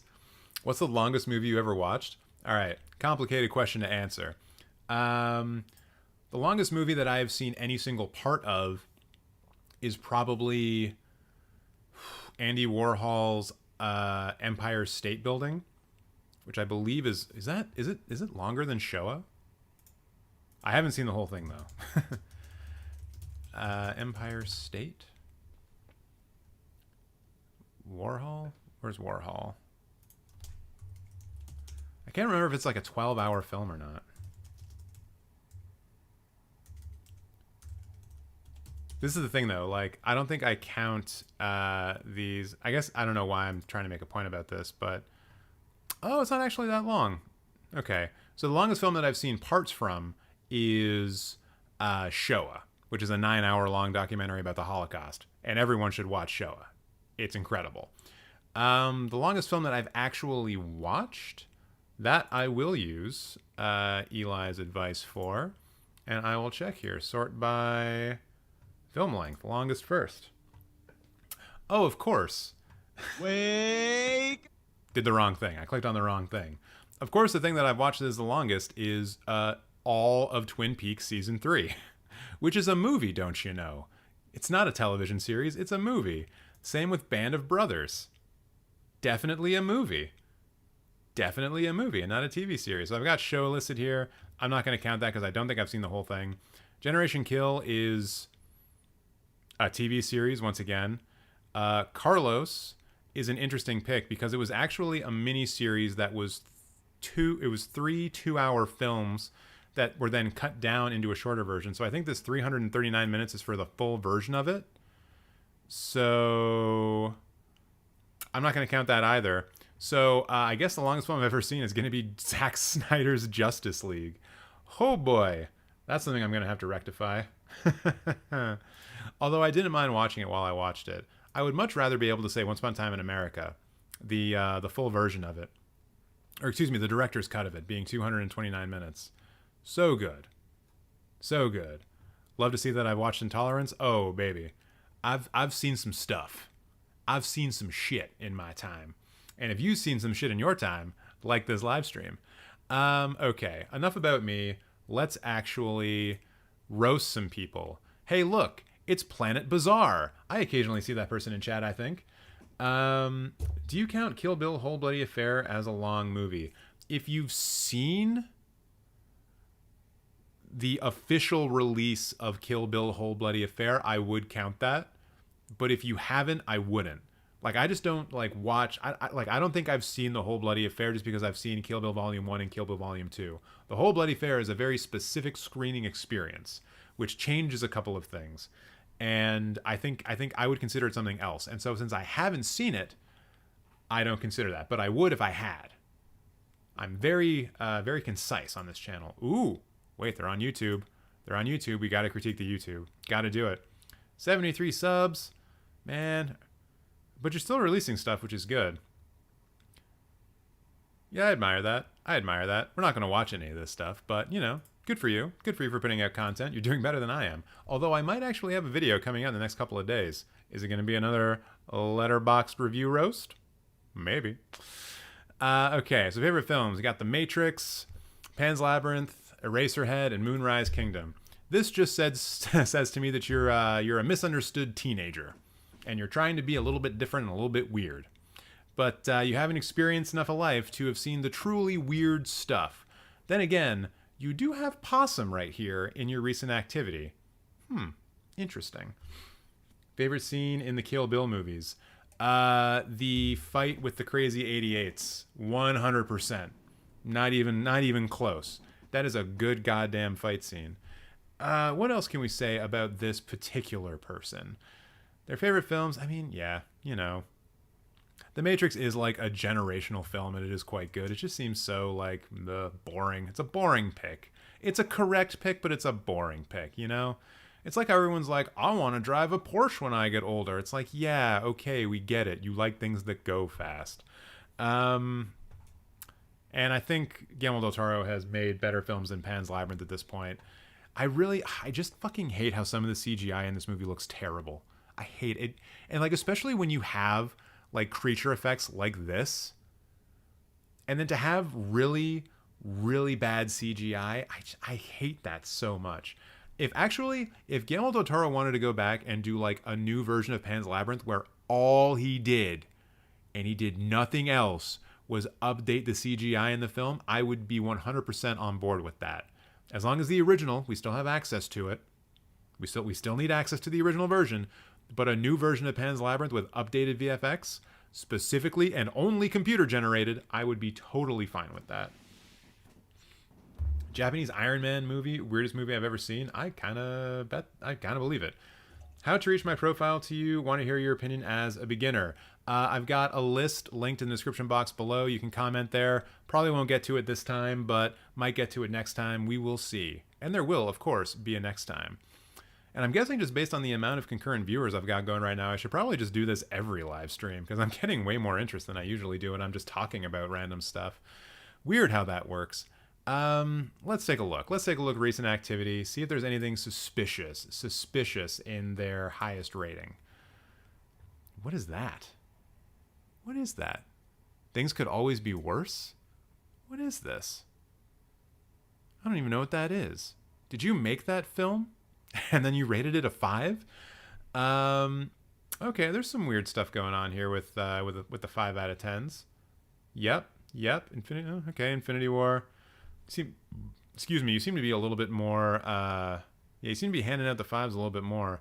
I was about to say, just seeing Back to the Future and Raiders of the Lost Ark with 5 stars, I was like, oh, and E.T.? I was about to say, like, oh, the classic American films from the 80s. You're just going to fucking throw 5 stars at all of those. And you did give 5 stars to Ghostbusters, so I think I'm actually right. 5 stars to Dark Crystal. But then there are some that are missing as well. Also kind of wild that Moonrise Kingdom, and I know it's in your top 4. Okay, you also have Fantastic Mr. Fox here. Those are the only 2 Wes Anderson films that you have as 5-star films. Interesting. I would have put other films ahead of those ones, personally, being me.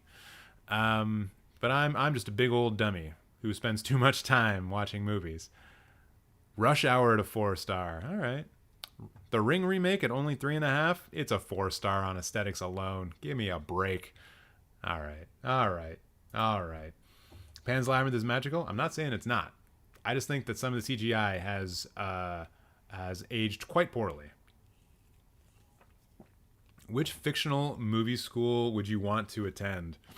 I hate that Hogwarts is the first one that pops to mind because it's like the only fictional school I can think of.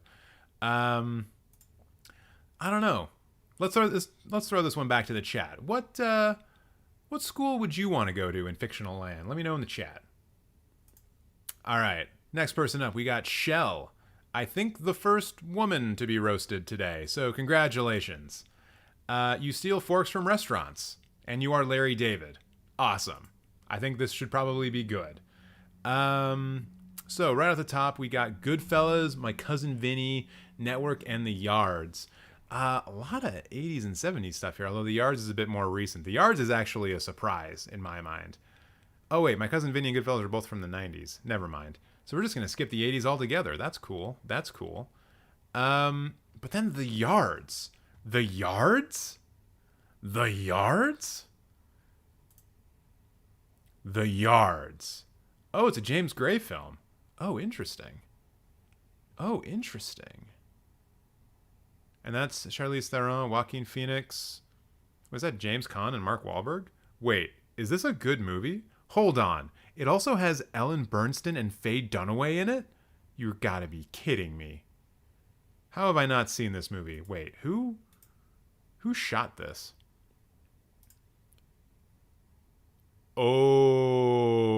Okay. Yeah. So this cinematographer, this is like Gus Van Sant's cinematographer.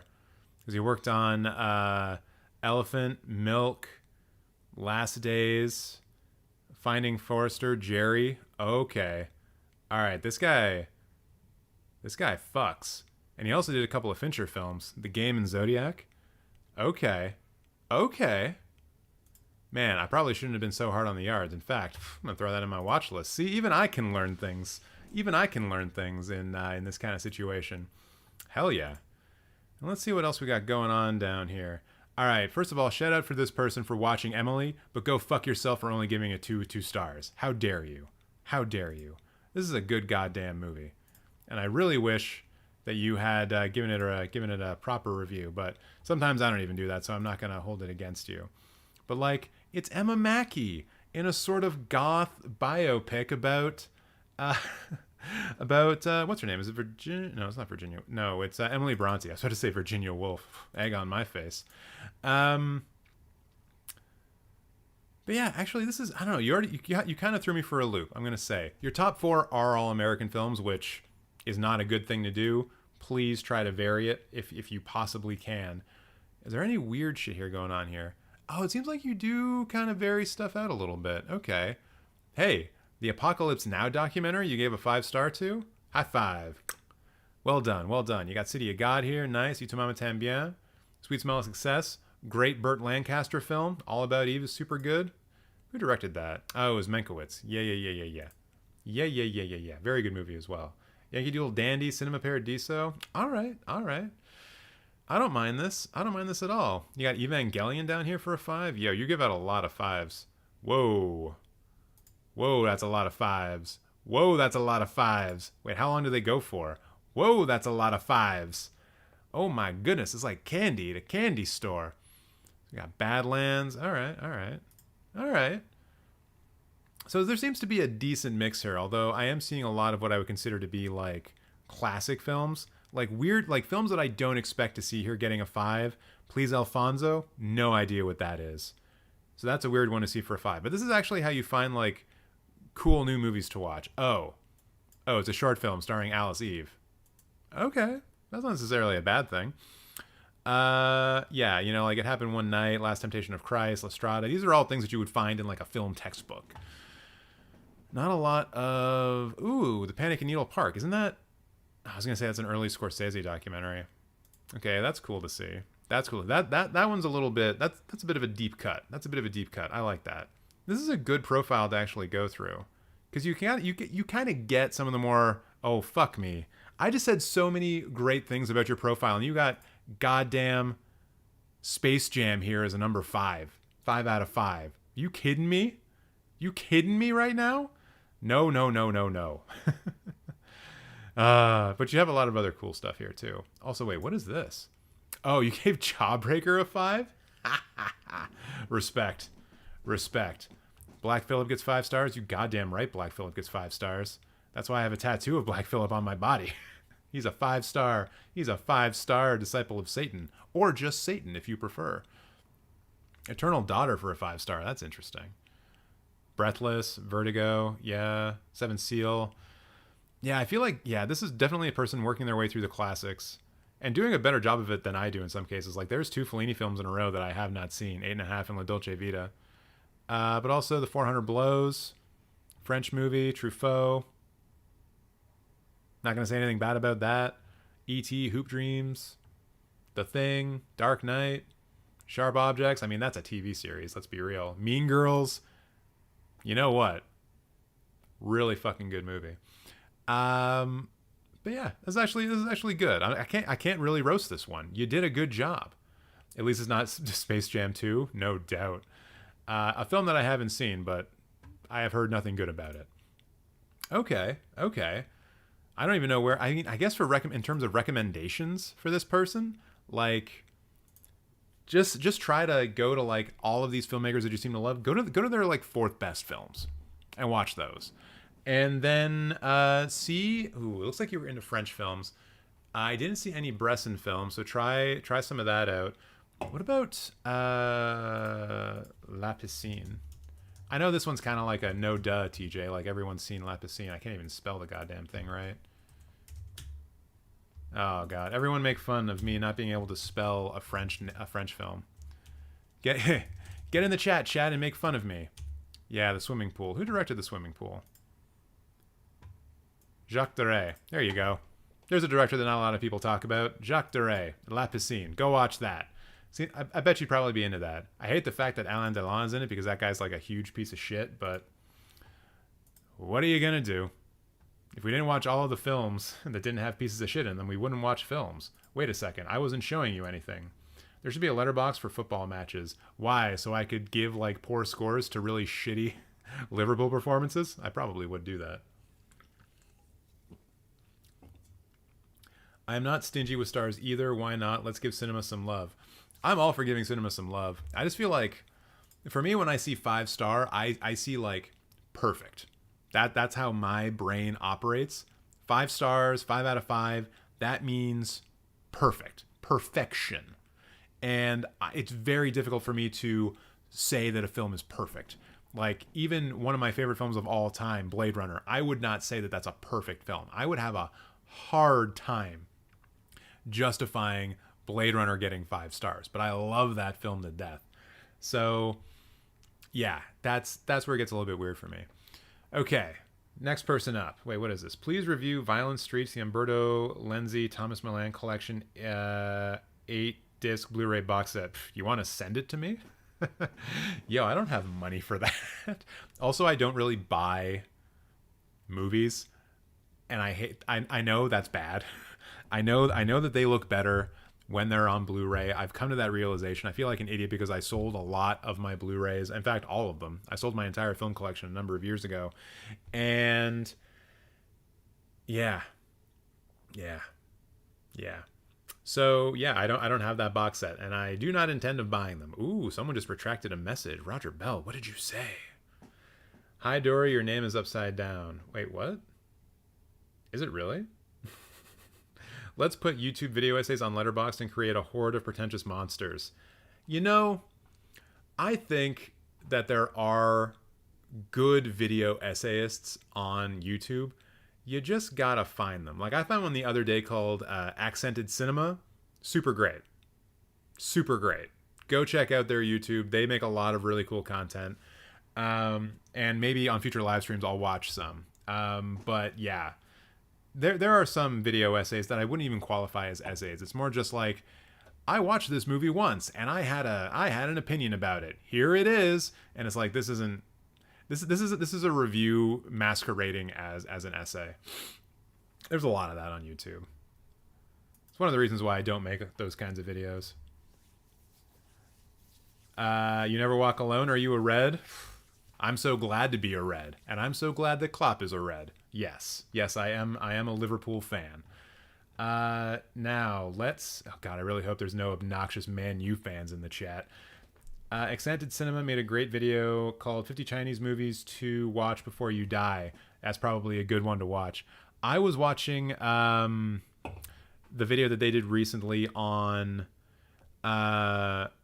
it's a kung fu film, a Hong Kong kung action film called like I Am Maria or My Name is Maria or something like that. It's by the director of Royal Warriors and Magnificent Warriors, and it's Hong Kong RoboCop with a female cop, made in like the late 80s, so everything's done practically and it looks ridiculous. So yeah. I want to watch that film desperately, but it's not around. Anyways, let's get into Mama Pew Pew Pew's house. Apparently, Florence Mama Pew is her, which I'm going to say right off the bat is a hilarious statement from someone who's living in Florence Pugh's house, and then who doesn't at all ever put a Florence Pugh film in her goddamn top 4. What the fuck are we supposed to think about this? Like, it's such a beautiful day. Great animated short film. No problem with it. Shawshank Redemption. Last time I watched it was at a bar with the sound off, and I barely was paying attention to it. 12 Angry Men, we've talked about it a lot. I'm now getting a little annoyed that it's showing up in so many top 4s. Please, everyone, get a little bit of diversity in your goddamn movie-watching diets.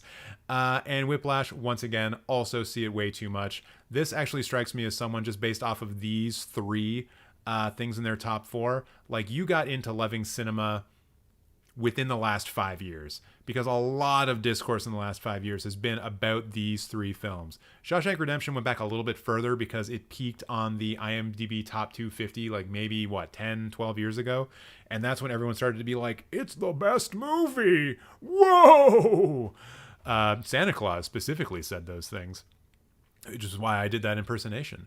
But these two, like 12 Angry Men has always been considered a really good movie, but it's only really within the last 10 years when like a lot of people on the internet latched onto it. And the same thing is true of Whiplash. So you strike me as someone who really got into cinema in the last 5 years. Not a bad thing,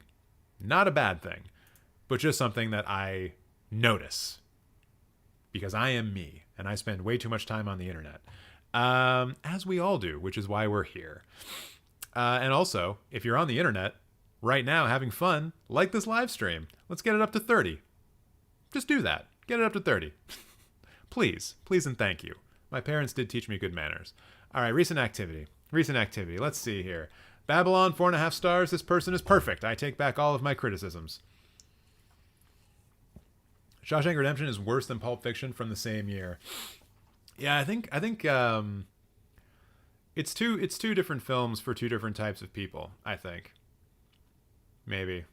Or no, sorry, not for different types of people, but films that leave you feeling a different way or a particular way after it's all said and done. I think the Pulp Fiction is supposed to make you feel a little bit like, okay, hold on. Maybe this isn't true. What I was just thinking. Because I feel like with both of those films, you walk out with a little bit of a smirk on your face. But like, in the case of Shawshank Redemption, it's kind of like, yeah, maybe things do work out. But in the case of Pulp Fiction, it's like, hey, maybe I do watch independent cinema and I'm a bit more cultured than everyone else around me. It's like, yeah, you always have a little smirk, but it's like, is the self-satisfaction there? Maybe. Okay, what else we got here? 1 star to Spirited. Correct. That was a terrible fucking Christmas movie. No. Highest first. Let's see the 5-star weirdness. The Disaster Artist? Whew. See? Here. This just proves my point, though, about how this person got into movies like within the last 5 to 6 years. Prisoners at a 5 star. Only someone who has been very much in tune with internet discourse about films over the last like half decade or so would give Prisoners 5 stars. It's real good, no doubt. And like 5 star for Arrival, same thing. Love Denis Villeneuve, fellow Canadian, but he this is very much like they only gave Burning 4.5. Come on. You can't give John Wick Chapter 4 and Burning the same rating. That doesn't make any sense. Burning, like, based on your rating system here, Burning is a 5.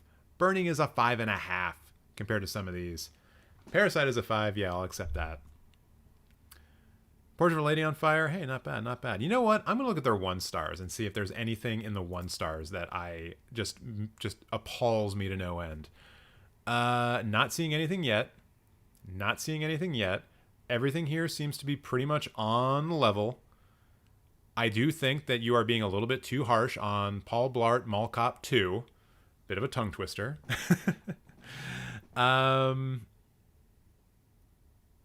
Yeah, no, it seems like you've got good taste, from my opinion. Hey, it's the man from Tirana.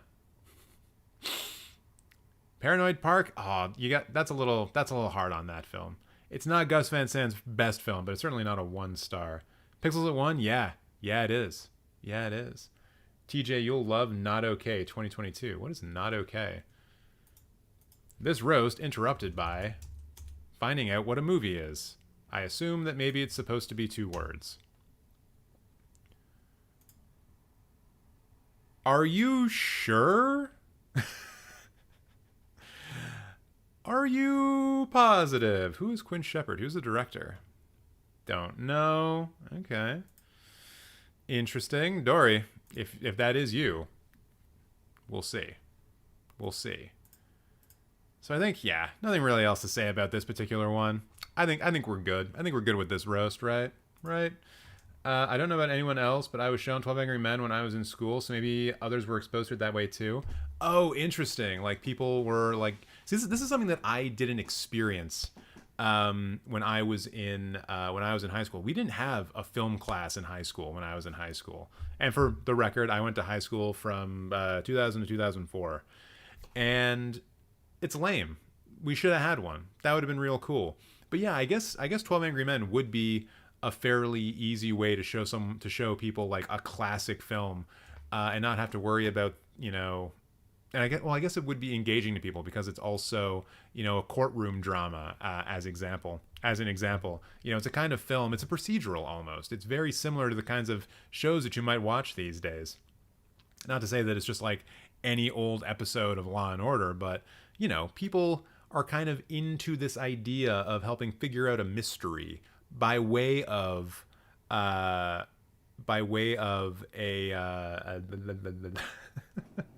Is this what other streamers do? Do they lose their train of thought and then just make weird sounds with their mouth? I hope so. Yeah, it's good. I could see it being shown in a high school and no one's parents are going to get upset about it. That's what I was trying to say. The Karens leave 12 Angry Men alone. Wasn't even high school, watched it in middle school English class. God damn. I want to live there. Just kidding. I think you're close to roasting my profile. Maybe, Cody. Maybe. Is your name Sora, and are you from Hong Kong? Ooh. What's in your anime list, I wonder? Wait, what the fuck is this site? These are all just shitty GIFs. Or GIFs. I don't give a shit. Yeah, I'm not going to click on that. What is this? Okay. All right. This is not anything we need to look at. Movies. You start off with The Shining. Strong start. We see it a lot on here because it's a really good horror movie. Also, I'm getting kind of tired of seeing it. Wait, what is this? Oh, my favorite films. There will be no Kill Bill, Lord of the Rings, or Kurosawa slander in this house. And yet, you slander them yourself by not including them in your top 4 at all. Who are you trying to fool, Sora? That's like cinephile stolen valor right there. I love to experience and immerse myself in all kinds of films, though horror is my least favorite genre. Says the guy with The Shining as his favorite film. Sora, come on. You're not fooling me. I wrote Klaus. Jesus Christ. I write close analysis, short, and commentary style reviews. Blah, blah, blah, blah, blah. My top 4 are shuffled once a week to reflect my favorite films. Well, then that's not really your favorite films?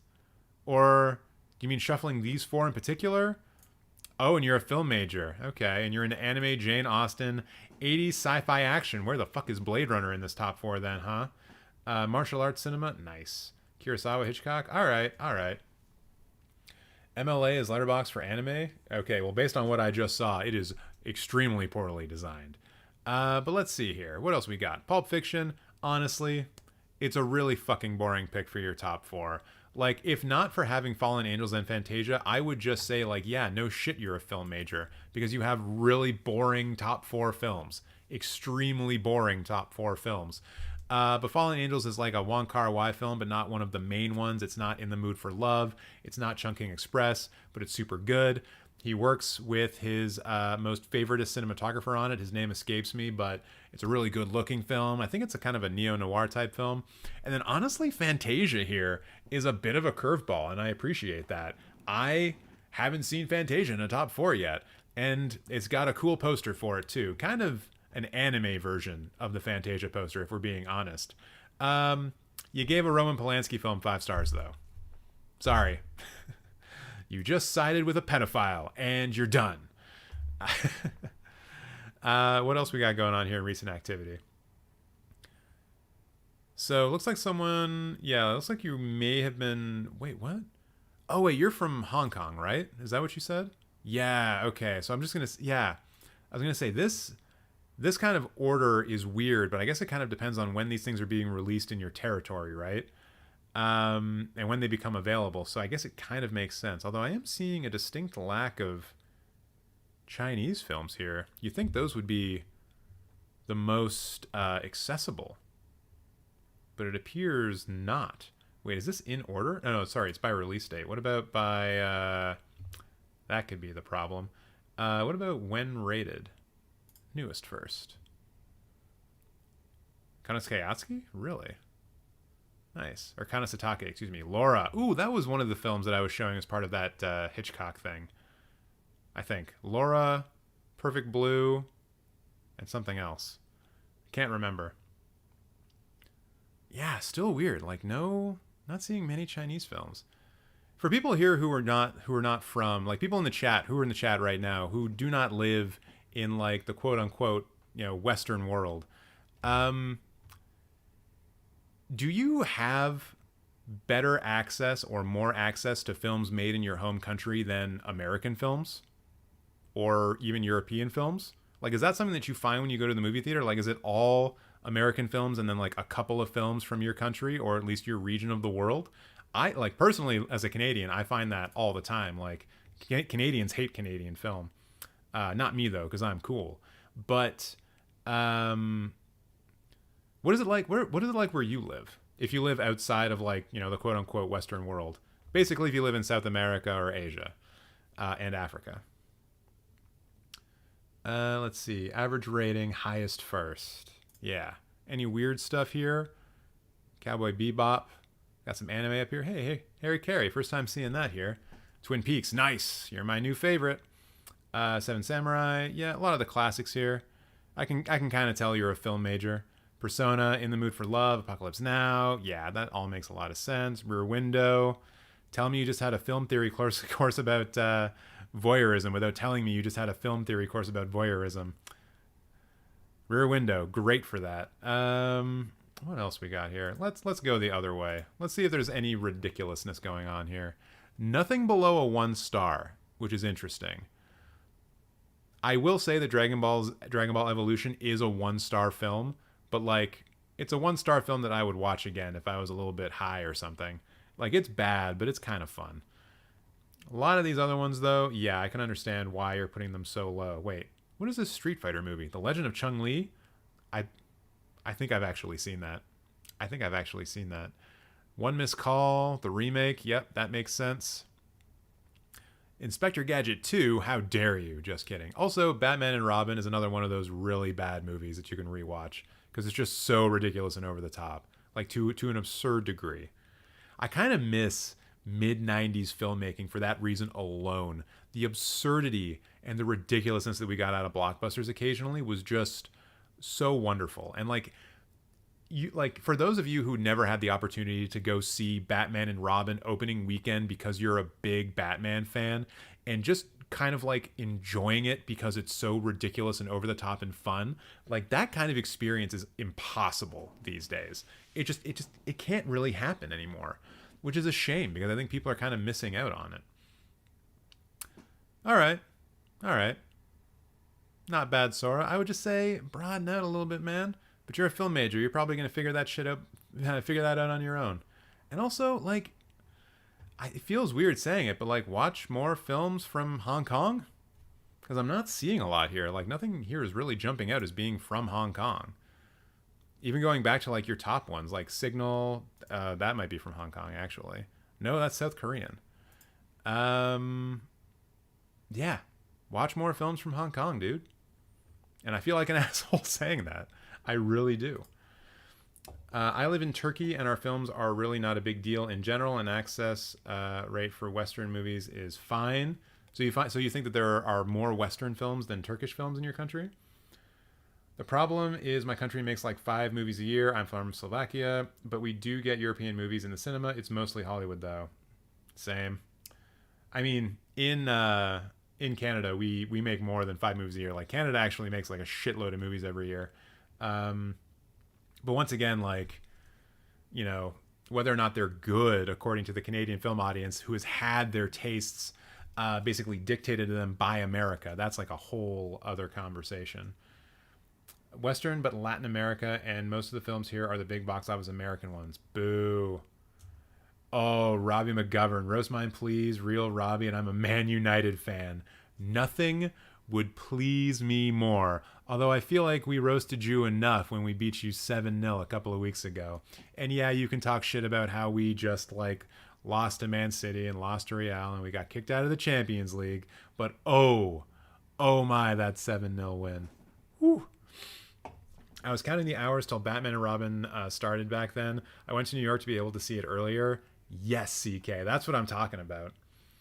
Also, for anyone who's just joining in now, I'm probably not going to be getting to your I'm not going to be getting to your profile. I still have a few more to go through here, and I'm probably not going to get through all of these. So please go to the link in the description box below, comment on that list, and I will get to you next time. Next time we do this. I'm a fellow Canadian. My profile is under Cody. Oh, nice. Shush, our legends are better. Yeah, until James Milner takes Giggs's all-time Premier League appearance record from you, and you know that we will hate sign Milner for no other reason. I mean, I love James Milner, but we will hate sign him to make sure that he goes over Ryan Giggs. And hopefully he does it against you. That would be amazing. Anyways, bad form is contemporary. That 7-0 will last forever. Fair. All right. So now we're going to move on to someone who hasn't heard of a movie made outside of America, even though they're from goddamn Sweden. Good Lord. What is up with American cinema? It's not actually that good. I mean, a lot of it's really good, or some of it's really good, but like not to this degree. This is just making me really sad about the ubiquity of American culture. Like, come on, man. Says the guy who has like 3 American films in his top 4. I know. Anyways, you've got a photo here of Nicolas Cage's Superman. So maybe you're not all that bad. Yes, Tess, you do need to start using your Letterboxd again. So we got Lady Bird 2001, Taxi Driver, and Barry Lyndon. That's 2 Kubricks, but not 2 Kubricks that we've seen today. It's not our first double Kubrick, but it's the first for these 2 films, which is nice to see. A little Kubrick diversity getting out there. I have a poster of 2001, actually. Yeah, it's right behind me. See? Look, we're twins. Where is it? There it is. Look at that. The same poster. Wow. It's almost like I'm a bitch too. But yeah, this kind of just reads like, oh, I'm in film school, but I also like Lady Bird because I'm quirky. That's basically how I read this. It's just boring. These picks are boring. Where are the exciting ones? It's like all the people who want to get roasted just know that their picks are boring and like real obvious picks. Like Barry Lyndon. Oh my God. Yeah. It's one of the best period pieces ever. Like no shit. I guess what I want to see, my perfect top 4 for someone is something that shows me something about their personality. Something that shows me why they're like a bit of an individual, you know? I just hate seeing this groupthink stuff over and over and over again. Anna, you're out. Have a good night. Why there are not many comedies on people's lists? Almost none. Yeah, that's also a good point. I guess we've just decided that life is no longer fun and we must torture ourselves instead. Also, there's some good stuff in here too. You know, giving a 5-star to 12 Angry Men Rear Window. Cool. Once again, though, this kind of just seems like another film school person. Aside from the fact that they said that like Nicolas Cage is their Lord and Savior, which is also kind of a film school person opinion. I can remember back when that Community episode aired when Abed went like crazy and couldn't decide whether or not Nicolas Cage was the best actor in the world or the worst actor in the world ever. So let's see. Highest ratings first. What do we got here? What are the 5 stars? What are the 5 stars? Come and see. Kind of looks like you're just going through the Letterboxd top 250 here. Wait, is that what you did? Is this the Letterboxd top 250? This is really close to the order of the Letterboxd top 250, isn't it? Hold on. Where's Apocalypse Now on that? 41. Okay, so it's not the same. 51. Paths of Glory. 52. Huh. Seems like you're watching a lot of films from the Letterboxd top 250. It's not a bad way of going about it. Although it does bias new films more than anything else. I'm extremely surprised we haven't seen a Fight Club today. Yeah. I think something like The Dark Knight, like, okay, if Letterboxd existed in like 2004, yeah, Fight Club would be in everyone's top 4, no doubt. If Letterboxd existed in 2010, then The Dark Knight would be in everyone's top 4, no doubt. They're like that same kind of film. I think the Fight Club and Dark Knight of today is probably Whiplash in terms of like a newer film. And also, Tess is correct. It's also because we don't talk about Fight Club. Oh yeah, Rocco hasn't been on the stream yet. I don't know, he's doing something else. I don't know what's up with him. I guess he's snoozing. Hey, you sleeping? For those of you who've never seen my live streams before, I have a big black cat. And he usually joins us, but today he is not going to do that. So anyways, Chungking Express at a 2.5? I am sorry. 2.5 stars for Chungking Express? Are you kidding me? This is one of the best Hong Kong films ever made, and that is saying something. 2.5? No. Disagree. Log Berval, you're heading out. Hopefully I'll get to your profile next time. Hopefully we'll see you again. And by the way, if you haven't subscribed yet, please do so. And please like the live stream. So what else do we got going on in here? There's gotta be something fun in the lowest first. Come on. Wait, do you just not give things a lot of low ratings? Wait, this isn't even in order. What the hell's going on here? How can Nick Cage be your Lord and Savior? I don't know, somehow. Alita Battle Angel 3.5. Wait, so the lowest rating you've ever given a film is like Jurassic Park 3 with a 3-star? Wow. Cinema is going to disappoint you in the future.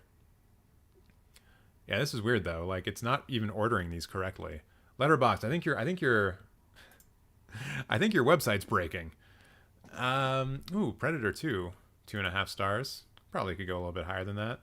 Ooh, I think we just found the one that we're gonna end on because I don't even think I can roast it. Well, my favorites are Amelie, Cinema Paradiso, Rosemary's Baby, and Old Boy. Trying to watch films from very different countries, and this is the result for me. So that's what I love.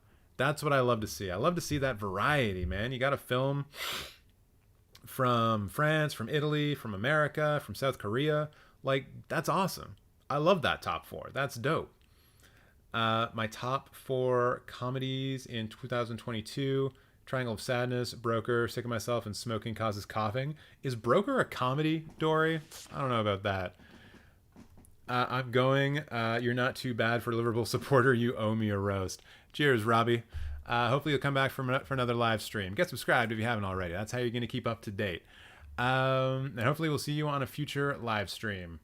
American cinema is great. I just complained about French cinema. American cinema has its ups and downs, more ups, I would say. Oh, no, no, no, no, no. There are so many more downs.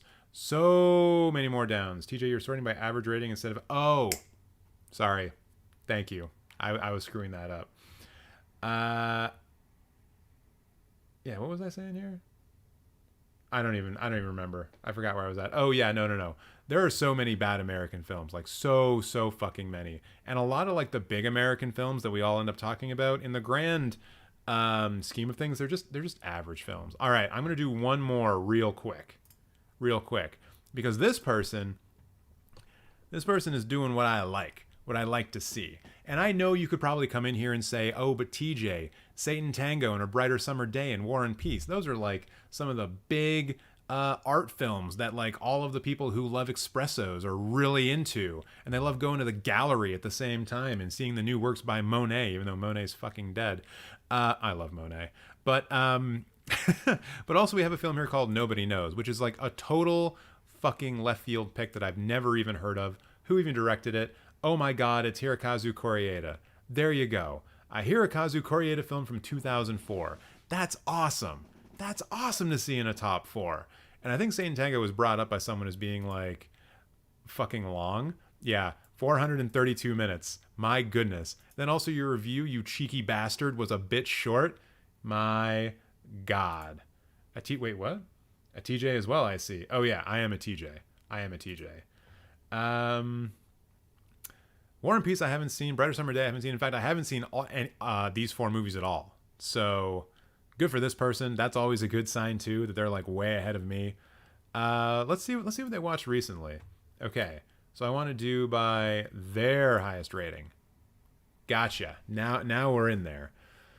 So it looks like this person, like once again, this seems to be more of that sort of classic stuff you see when you're a film major. 8.5, In the Mood for Love, Solaris, Last Year at Marimbad, Metropolis, Mir. But some of these are a little... Actually, no. All of these are pretty much on par with that. The Cranes Are Flying. That's a little bit out of left field. Macario. What is that, actually? Is that an animated film? No. Where is this from? Oh, it's a Mexican film from the 1960s. That's not something you see very often on this site. Good job, Jed. But yeah, I do like seeing that. Like, there is a lot of like, I subscribe to the Criterion channel, I'm a film major type shit going on here. All that jazz is sick. But once again, it's still a film that falls into that kind of realm. But there seems to be some branching out from that, some experimenting, some searching going on here, and I fucking love that. And like Nobody Knows, Macario is a good example of that. I can't really see anything else that maybe is like that. What is that? The Cremator. Yeah, that's one. No idea what this is. Wait, where is this from? It's from Czechoslovakia. Okay. Oh, I think this was on the Criterion channel too, actually. I just haven't watched it. Look at War and Peace's runtime. Yeah, it's super long, right? Whoo. But it can be watched in like 3 parts, right? That's how it was released. Like, I know it's meant to be seen as one single film, but you can watch it in 3 parts. I think on the Criterion channel, they actually break it up into 3 parts. What's their lowest rating? It's probably going to be a bunch of trash. Yeah, this person is way too refined to like enjoy anything that the that the general population likes. Like, look at that. Amazing Spider-Man 2, 1.5. I mean, that's probably fair. Cars 2, real low down there.